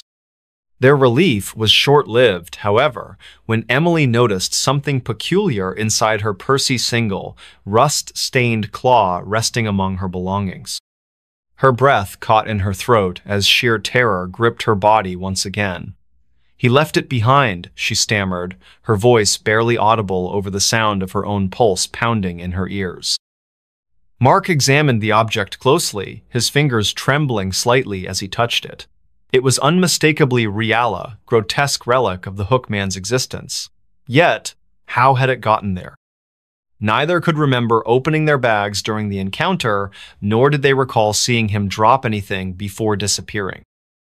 The implications were terrifying. They weren't merely being watched, they were being toyed with. Over the following days, strange occurrences plagued Emily and Mark's lives.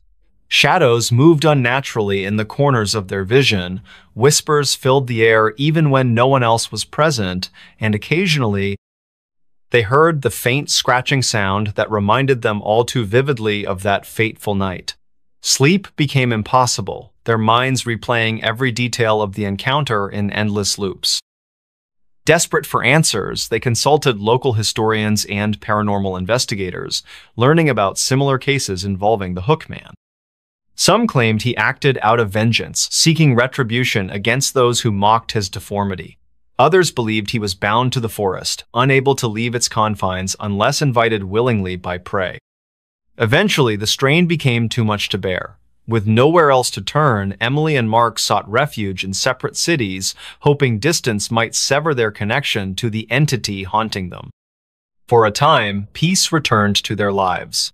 They rebuilt routines, finding comfort in the familiarity of new surroundings. Yet, every now and then, during quiet nights when the world seemed most still, Emily swore she heard it again, that same scratching sound creeping closer, accompanied by faint giggles that sounded both childlike and menacing at the same time. Years later, neither speaks of their ordeal openly. Though grateful for their escape, they can't shake the feeling that the forest and its enigmatic inhabitant hasn't truly let go. Somewhere, deep within the woods surrounding Willow Creek, the Hookman still waits watching, waiting, ready to claim his next victim. Next story. Time didn't exist here, but I was still awake. Hello? Can anyone hear me? My name is Alex. This isn't going to make much sense at first, but I need to tell someone what happened, what's still happening. Because if you're listening to this right now, then it might already be too late. It started with a walk, just a simple hike through the woods behind my house. You know how it goes, you take a shortcut home after work, or maybe you're trying to clear your head after a long day. That's all it was supposed to be, a quiet escape from reality. But something about that forest felt different today. Wrong, almost. The air smelled stale, like it hadn't moved in years. The trees stood unnaturally still, their branches twisted into shapes that looked more like claws than growth patterns, and there were no birds. No insects buzzing around me, just silence. Thick, heavy silence. I should have turned back when I noticed the first sign, but who could have guessed? Let me rewind for a moment and explain exactly where everything went sideways. So here's the thing about forests, they all look the same at first glance. Tall trunks, dense canopies, patches of sunlight filtering down through gaps above. It's easy to think you're heading somewhere familiar until you realize you're not. I stumbled upon a trail I'd never seen before, or at least I don't remember seeing it. It wasn't marked on any maps I'd ever studied, and yet there it was, a narrow dirt path winding deeper into the woods, lined with moss-covered stones. My curiosity got the better of me, as it always does. Before I knew it, I was following the trail farther and farther away from civilization. At first, nothing seemed unusual. The sun cast golden beams across the forest floor, dappling the ground with light. Birds chirped softly in the distance. Everything appeared normal, almost peaceful. But then, things began to shift. The light stopped moving. Wait. Let me clarify, that doesn't mean the forest grew darker. Quite the opposite, actually.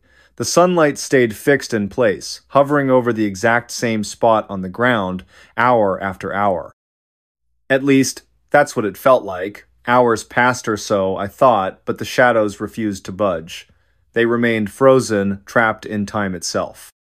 That's when I checked my phone, and found out it wasn't working. No signal, no GPS, not even the clock worked properly. The screen flickered, showing random times jumping forward and backward without rhyme or reason.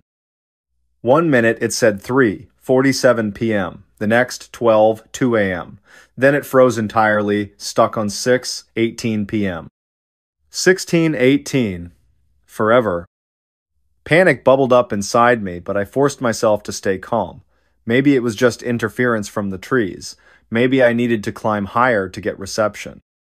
So I kept walking, hoping the trail would lead somewhere recognizable. Instead, it led me straight into the heart of madness. After what felt like hours or maybe minutes, I emerged onto a clearing unlike anything I'd ever seen. It was eerily beautiful, yet utterly unnatural. In the center stood an old clock tower, its hands frozen mid-strike. Around it lay remnants of a forgotten village, crumbling houses, rusted cars, abandoned playgrounds. All of them untouched by decay as though preserved in amber. Yet no one lived here anymore, not a single soul stirred among the ruins. Only echoes lingered in the air-faint murmurs of laughter, crying children, distant conversations that faded before I could understand them, voices out of sync with reality. I called out, "Hello?" Nothing responded except my own voice bouncing off the dead walls. As I explored further, I realized the truth. Time had stopped completely in this place. Every object, every structure, every shadow remained exactly as it had been when the world outside moved on. Watches hung from wrists, their hands locked forever at odd angles. Pendulums swung endlessly within broken clocks, never completing their arcs. Even the clouds above appeared suspended mid-drift, their edges sharp and unmoving. And yet, I could move, I could breathe, I could think. How was that possible? That question haunted me as I wandered aimlessly through the ghost town. Why was I unaffected while everything else stood still? What made me special, or was I cursed? It didn't take long for the horrors to reveal themselves. At first, they were subtle, almost imperceptible, a glimpse of movement in the corner of my eye, a fleeting shadow darting between buildings. When I turned to investigate, nothing was there. Just empty streets and lifeless windows staring back at me. But then came the voices. Whispered fragments of sentences drifted toward me, overlapping and twisting into gibberish. "Help. Please. You shouldn't be here." Each word sent chills down my spine, though none of them sounded human. More like echoes from another dimension, distorted beyond comprehension. Then came the figures. They weren't Pioplinot exactly. They were silhouettes etched into the fabric of reality, standing motionless in doorways, leaning against lampposts, crouching beneath staircases. Their forms shifted whenever I tried to focus on them, blurring into indistinct blobs of darkness, yet somehow I knew they were watching me. Watching and waiting. One nighter, what I assumed was night, I saw something truly terrifying. A man sat on a park bench near the fountain, his posture stiff and unnatural. His face was hidden beneath the brim of a wide hat, but his eyes gleamed with an otherworldly light. He stared straight at me, unmoving, unblinking. As I approached, he tilted his head slightly, revealing a mouth full of jagged teeth. Before I could scream, he vanished. Or maybe he didn't vanish. Maybe he simply became part of the background, blending seamlessly into the frozen tableau surrounding me. Either way, I couldn't shake the feeling that he and whatever else lurked here wasn't real.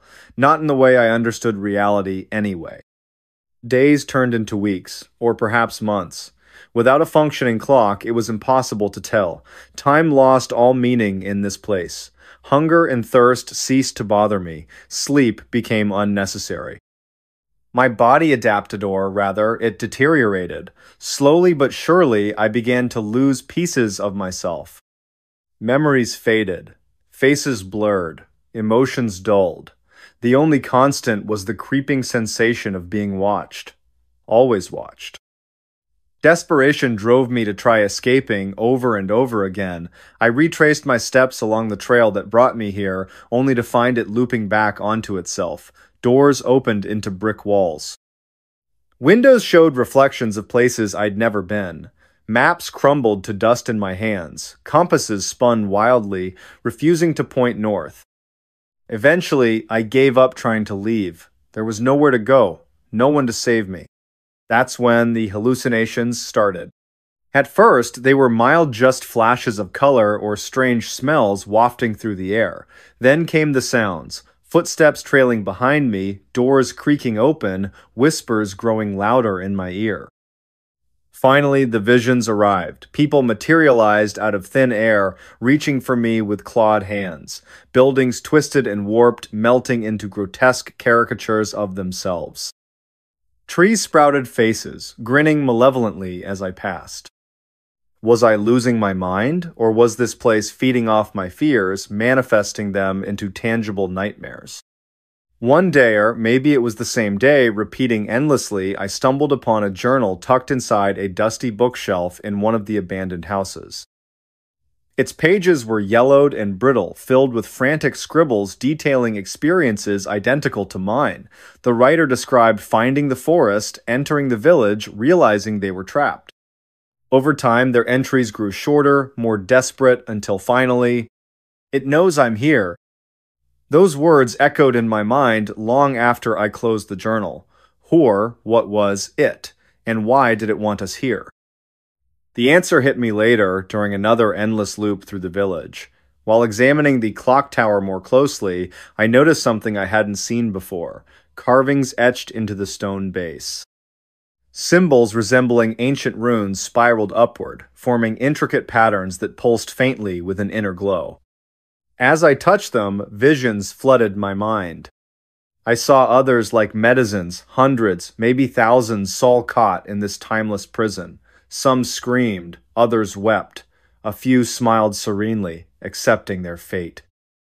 Each vision ended the same way, a figure cloaked in shadows stepping forward, pulling the victim into darkness. When the visions faded, I understood. This place wasn't meant to trap us, it was meant to harvest us. Our consciousness, our memories, our very essence fed whatever entity resided here. We were its fuel, sustaining its existence in a realm outside of time. And I was next. If you're hearing this, then I failed. Somehow, you found your way here just as I did. Please, don't make the same mistake. Find a way out. Leave immediately. Don't let it see you. Whatever you do, don't touch the symbols on the clock tower. I wish I could warn you more, but my time is running out, or rather, it's stopping altogether. The shadows are closing in. I can feel them dragging me under, pulling me apart piece by piece. Just promise me one thing. Tell someone about this place. Make sure they know it exists. Maybe someday, someone will figure out how to stop it. Goodbye. Wendigo's screams echo in the woods. It was late in the evening, around 9:15 p.m., when the first scream echoed through the dense pine forest surrounding Lake Hollow, a small community nestled deep within the northern woods of Wisconsin. The air was cold and still, with a biting frost that clung to every breath exhaled. Inside their cozy cabin on the edge of the lake, the Anderson family, Mark, his wife Emily, and their two children, 10-year-old Jake and 7-year-old Lily, were settling down for the night after a long day of hiking and fishing. The fire crackled softly in the hearth, casting flickering shadows across the walls, while the soft hum of crickets filled the silence outside. Jake sat cross-legged on the floor, engrossed in a book about Native American folklore, his eyes wide with fascination as he read aloud to his younger sister. "Did you know," he began, his voice tinged with excitement, "that some tribes believe in a creature called the Wendigo? It's supposed to be this monstrous being that lives in the woods and feeds on people who wander too far from home." Lily giggled nervously, pulling her blanket tighter around her shoulders. "That's silly," she said, trying to mask her unease. "There's no such thing as monsters." Mark and Emily exchanged glances, amused by their children's banter, but little did they know how wrong Lily would soon prove to be. As the family prepared for bed, the atmosphere shifted subtly. A sudden gust of wind rattled the windows, sending a chill through the room that seemed to linger longer than it should have. Emily paused mid-step, her hand resting on the doorknob leading to the porch. "Did you hear that?" she asked, turning toward Mark. He frowned, straining his ears to listen. At first, there was nothing but the usual sounds of the forest at night, the rustling leaves, the distant hoot of an owl. But then, faintly, almost imperceptibly, came a sound that made the hair on the back of their necks stand up, a low, guttural growl, followed by what could only be described as a blood-curdling scream. The family froze, staring at one another in stunned silence. "What was that?" Lily whispered, clutching her mother's leg tightly. Mark grabbed a flashlight from the counter and stepped cautiously toward the window, peering into the darkness beyond. The forest appeared eerily still, its towering trees standing like silent sentinels guarding secrets unknown. Yet, despite the apparent calm, something felt off wrong even. The air seemed heavier, charged with an energy that prickled against their skin. "I'm going outside to check," Mark announced firmly, his voice steady but masking the anxiety bubbling beneath the surface. "Stay here with the kids," he instructed Emily, handing her the flashlight before grabbing a sturdy wooden bat leaning against the wall. Reluctantly, he opened the door, stepping onto the porch where the cool night air wrapped around him like a shroud. The screams had stopped, replaced by an unsettling quiet that pressed against his eardrums. Shining the flashlight beam into the distance, he scanned the perimeter, searching for any sign of movement. At first, nothing stirred. Then, without warning, a pair of glowing yellow eyes emerged from the shadows, reflecting the light like twin lanterns in the dark. Mark stumbled backward, nearly dropping the bat as sheer terror gripped his body. Whatever stood before him wasn't human, it was impossibly tall, its skeletal frame towering over him, and its skin stretched tautly over protruding bones, giving it a gaunt, emaciated appearance. Its mouth gaped wide, revealing rows of jagged teeth stained crimson, and from its throat issued a chilling roar that reverberated through the forest, shaking the very ground beneath his feet. Emily screamed inside the cabin, waking the children, who now huddled together in fear. "Dad," Jake shouted, tears streaming down his face as he pressed himself against the wall. Through the window, they watched helplessly as Mark fought desperately against the creature, swinging the bat with all his might. Each strike connected with a sickening crunch, yet the Wendigo barely flinched, its movements fluid and predatory as it closed in on him. Inside, Emily grabbed a hunting knife from the drawer, her hands trembling as she prepared to defend her family. "Stay close," she whispered to the children, her voice breaking slightly. Together, they barricaded themselves behind overturned furniture, their hearts pounding wildly in unison. Outside, the battle raged on, the Wendigo's roars mingling with Mark's grunts of exertion. Finally, with one last desperate swing, Mark managed to drive the creature back, allowing him just enough time to retreat inside and slam the door shut. Once safely inside, the family gathered in the center of the living room, breathing heavily as adrenaline coursed through their veins. "We need to leave," Mark declared, his voice firm despite the fear evident in his eyes. Now, grabbing their belongings, they piled into the car parked out front, driving away from the cabin as quickly as possible. Behind them, the Wendigo's screams echoed through the woods, growing louder and more menacing with each passing mile. For hours, they drove aimlessly, seeking refuge in a nearby town. Along the way, strange occurrences plagued their journey, objects moving inexplicably within the car, whispers echoing through the radio speakers, and fleeting glimpses of shadowy figures darting across the road ahead. By dawn, they reached safety, collapsing into motel beds, exhausted but grateful to have survived the night. In the days that followed, the Andersons spoke sparingly of their encounter, choosing instead to focus on rebuilding their lives elsewhere. Yet, every now and then, during quiet nights when the world seems most still, Mark finds himself glancing nervously out the window, searching for signs of movement among the trees. And though he tells himself repeatedly that it's over, deep down, he can't help but wonder if the Wendigo is still out there, watching, waiting, stalking its next prey. Bunnyman stole a child last night. It was a quiet evening in the small town of Willow Creek, where the air carried the scent of freshly cut grass and damp earth. The clock struck 9:15 p.m. as Emily Carter sat nervously on her porch, fanning herself against the sticky warmth that refused to dissipate even after sunset. Her younger brother, Jake, played nearby with his best friend, Lily, their laughter echoing through the quiet streets lined with towering oak trees. Unbeknownst to them, the tranquility of this moment would soon shatter into chaos. The Carters lived in a modest house near the edge of a dense forest, a place known locally as Bunny Man Woods. Tales of the Bunny Man, a mysterious figure said to haunt these woods, were whispered among locals, though most dismissed them as mere folklore. Emily, however, had always felt an inexplicable unease whenever she heard those stories. That night, her instincts screamed louder than ever before. As the sun dipped below the horizon, casting long shadows across the yard, Emily noticed something odd about the forest. Its usually calm surface rippled unnaturally, as if stirred by an invisible hand. A faint mist began to rise, curling lazily toward the shore like tendrils of smoke.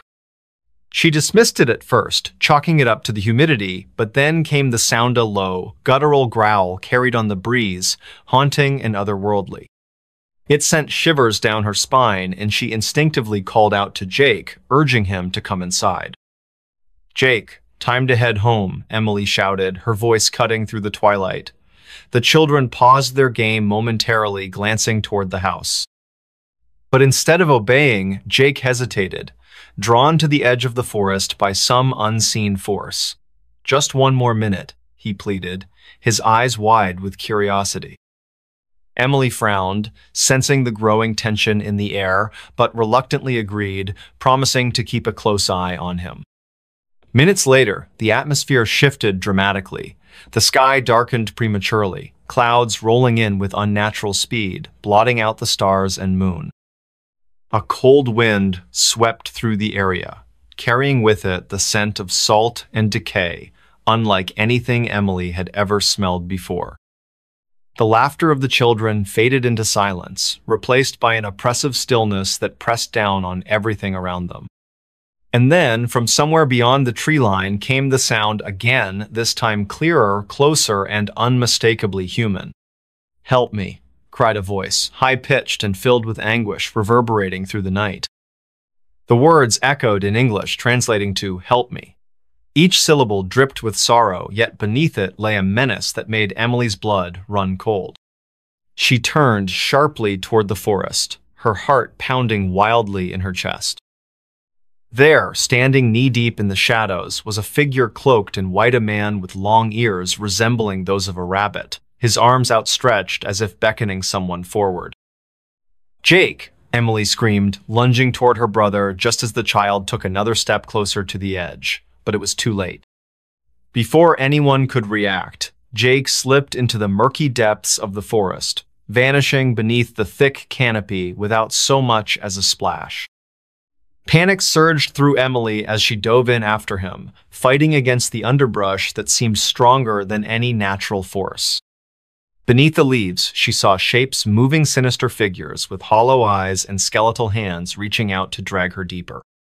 Somehow, Emily managed to claw her way back to the edge of the forest, gasping for air as tears streamed down her face.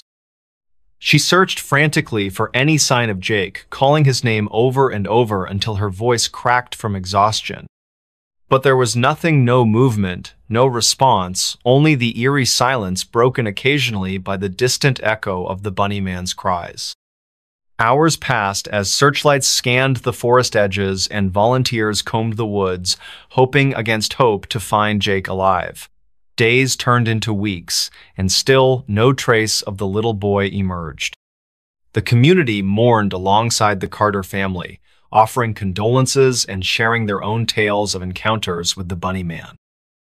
Some claimed to have seen him wandering the forest edges at night, his ghostly form illuminated by the pale light of the moon. Others spoke of hearing his cries during storms, warning people to stay away from the woods. For Emily, the guilt became unbearable. Every night, she dreamed of that moment, the icy grip of the forest pulling her under, the skeletal hands grabbing at her ankles, and the hollow eyes staring back at her from the darkness. She began hearing things, too soft whispers in the dead of night, footsteps outside her bedroom window, and sometimes faint giggles coming from the direction of the forest. Each sound drove her further into despair, convincing her that the bunny man wasn't done tormenting her family. Months later, when winter settled over Willow Creek, bringing with it biting winds and frost-covered branches, Emily decided she couldn't live with the uncertainty anymore. Armed with a flashlight and a determination born of desperation, she ventured to the forest edge late one night, determined to confront whatever entity had taken her brother. As she stood there, trembling in the cold, she finally saw him clearly, the man with rabbit ears, his face twisted into a grotesque mask of grief and rage. "Why did you take him?" Emily demanded, her voice shaking but resolute. The figure tilted its head slightly, studying her with eyes that burned like embers.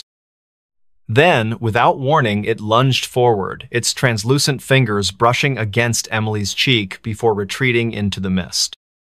In that instant, Emily understood the spirit hadn't acted out of malice. It had mistaken Jake for one of its own lost children, drawn by the innocence and vulnerability all children share. Though the revelation brought some measure of closure, it did little to ease the pain of losing her brother. Emily continued to visit the forest edge, leaving offerings of flowers and candles in hopes of appeasing the restless soul that haunted its woods. Over time, the sightings of the bunny man diminished, as if the spirit had found peace or, perhaps, simply moved on to another place where unsuspecting victims wandered too close to the edge. Even now, years later, Emily carries the memory of that night with her wherever she goes. Every now and then, during quiet nights when the world seems most still, she hears the faintest whisper of a child's laugh or feels the chill of unseen breath against her neck. And though she tells herself repeatedly that it's over, deep down, she can't help but wonder if the bunny man is still out there watching, waiting, searching for his next child to claim. Mothman warned us before disaster. It was a crisp autumn evening in Point Pleasant, West Virginia, where the air carried a chill that hinted at the approaching winter. The clock read 7:45 p.m., and the sky above was painted with hues of orange and purple as the sun dipped below the horizon.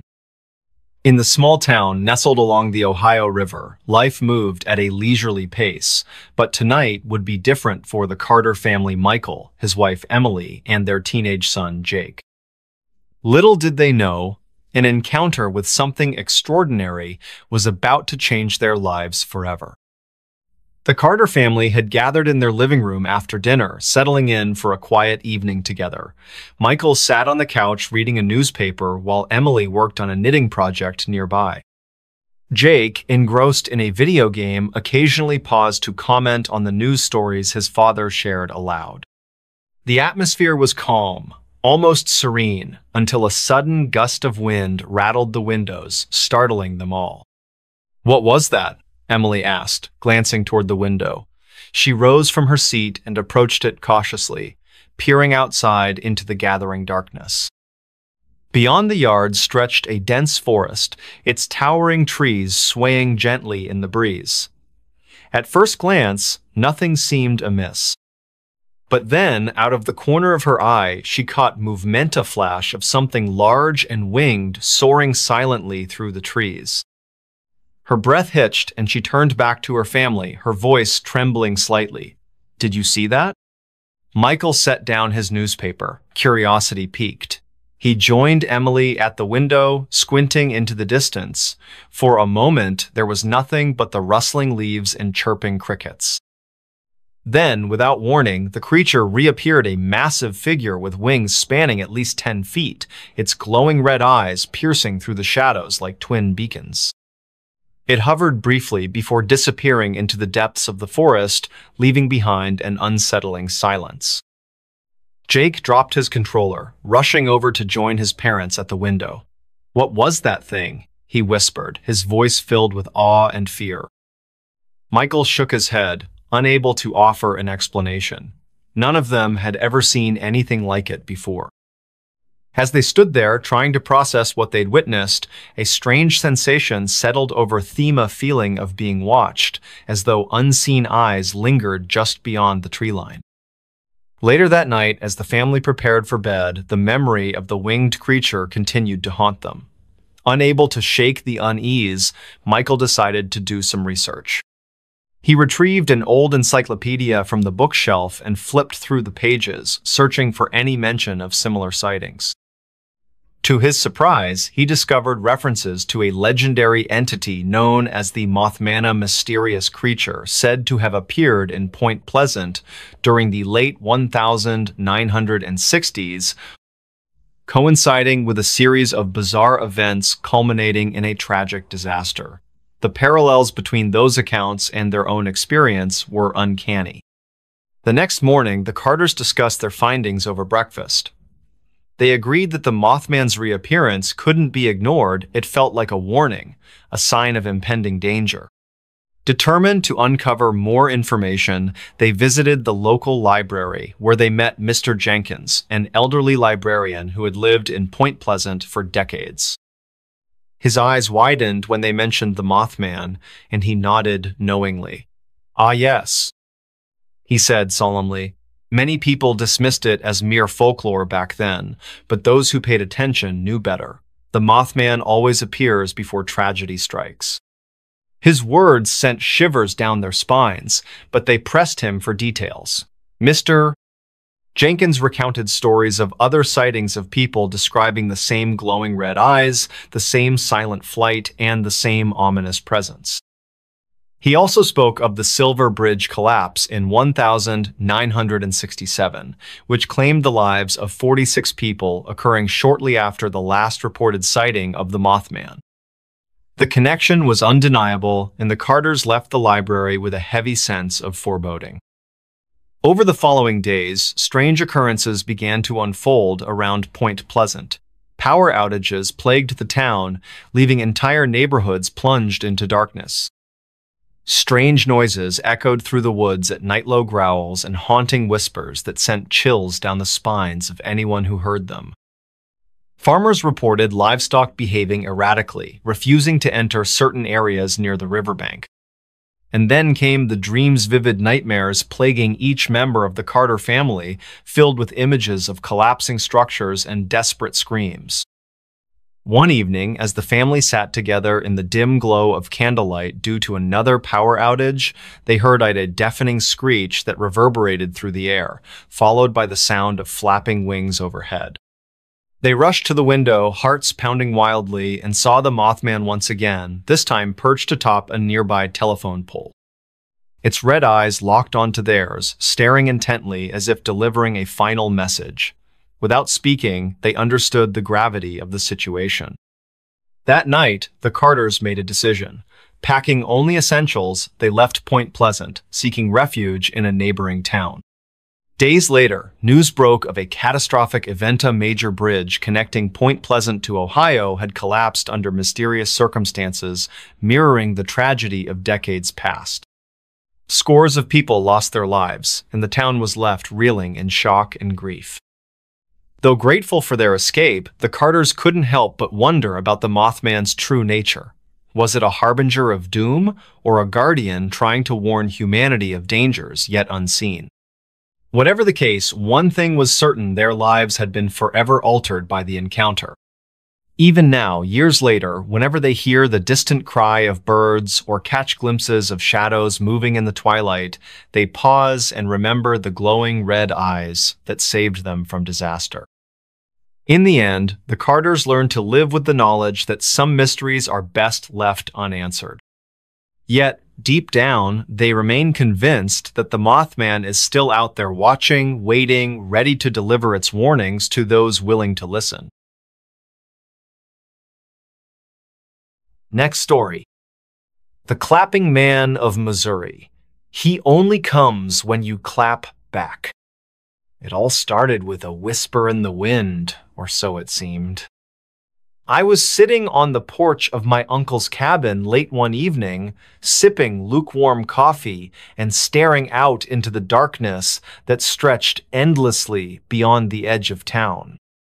It was August, and the air carried an oppressive heat that clung to your skin like a second layer of clothing. The crickets chirped rhythmically, their song blending seamlessly with the hum of cicadas. Everything felt normal until it didn't. Let me back up for a moment. My name is Alex, and I grew up in a small rural town called Willow Creek, nestled deep within the rolling hills of Missouri. If you've never been here, picture this: endless fields of golden corn swaying gently under the sun, narrow dirt roads winding through dense forests where sunlight barely penetrates, and a quiet stillness that lingers even when the world outside seems chaotic. But beneath that serene surface lies something darker, something whispered about by locals over hushed tones during late-night gatherings at the diner or around campfires deep in the woods. You see, Willow Creek has its own urban legenda story passed down through generations, told to children as cautionary tales and dismissed by adults as mere superstition. They call him the Clapping Man. As kids, we heard snippets of the tale from older siblings or friends whose parents had warned them not to stray too far into the woods after dark. According to legend, the Clapping Man roams the outskirts of Willow Creek, appearing only in places untouched by civilization: abandoned barns, desolate fields, and shadowy groves where trees twist unnaturally toward the sky. He's said to be drawn to sound specifically: clapping. Here's how the story goes. If you clap twice or more in these isolated areas, he will come, and once he arrives, there's no turning back. Locals always added a chilling caveat: he only comes if you clap back. At first glance, it sounds absurd, doesn't it? Like some half-baked ghost story meant to scare restless teenagers into behaving themselves. But no one ever dared to test it not anymore, not since. Well, let's just say there are reasons why people steer clear of certain parts of the forest now. Fast forward 10 years later, and I found myself returning to Willow Creek for what was supposed to be a peaceful summer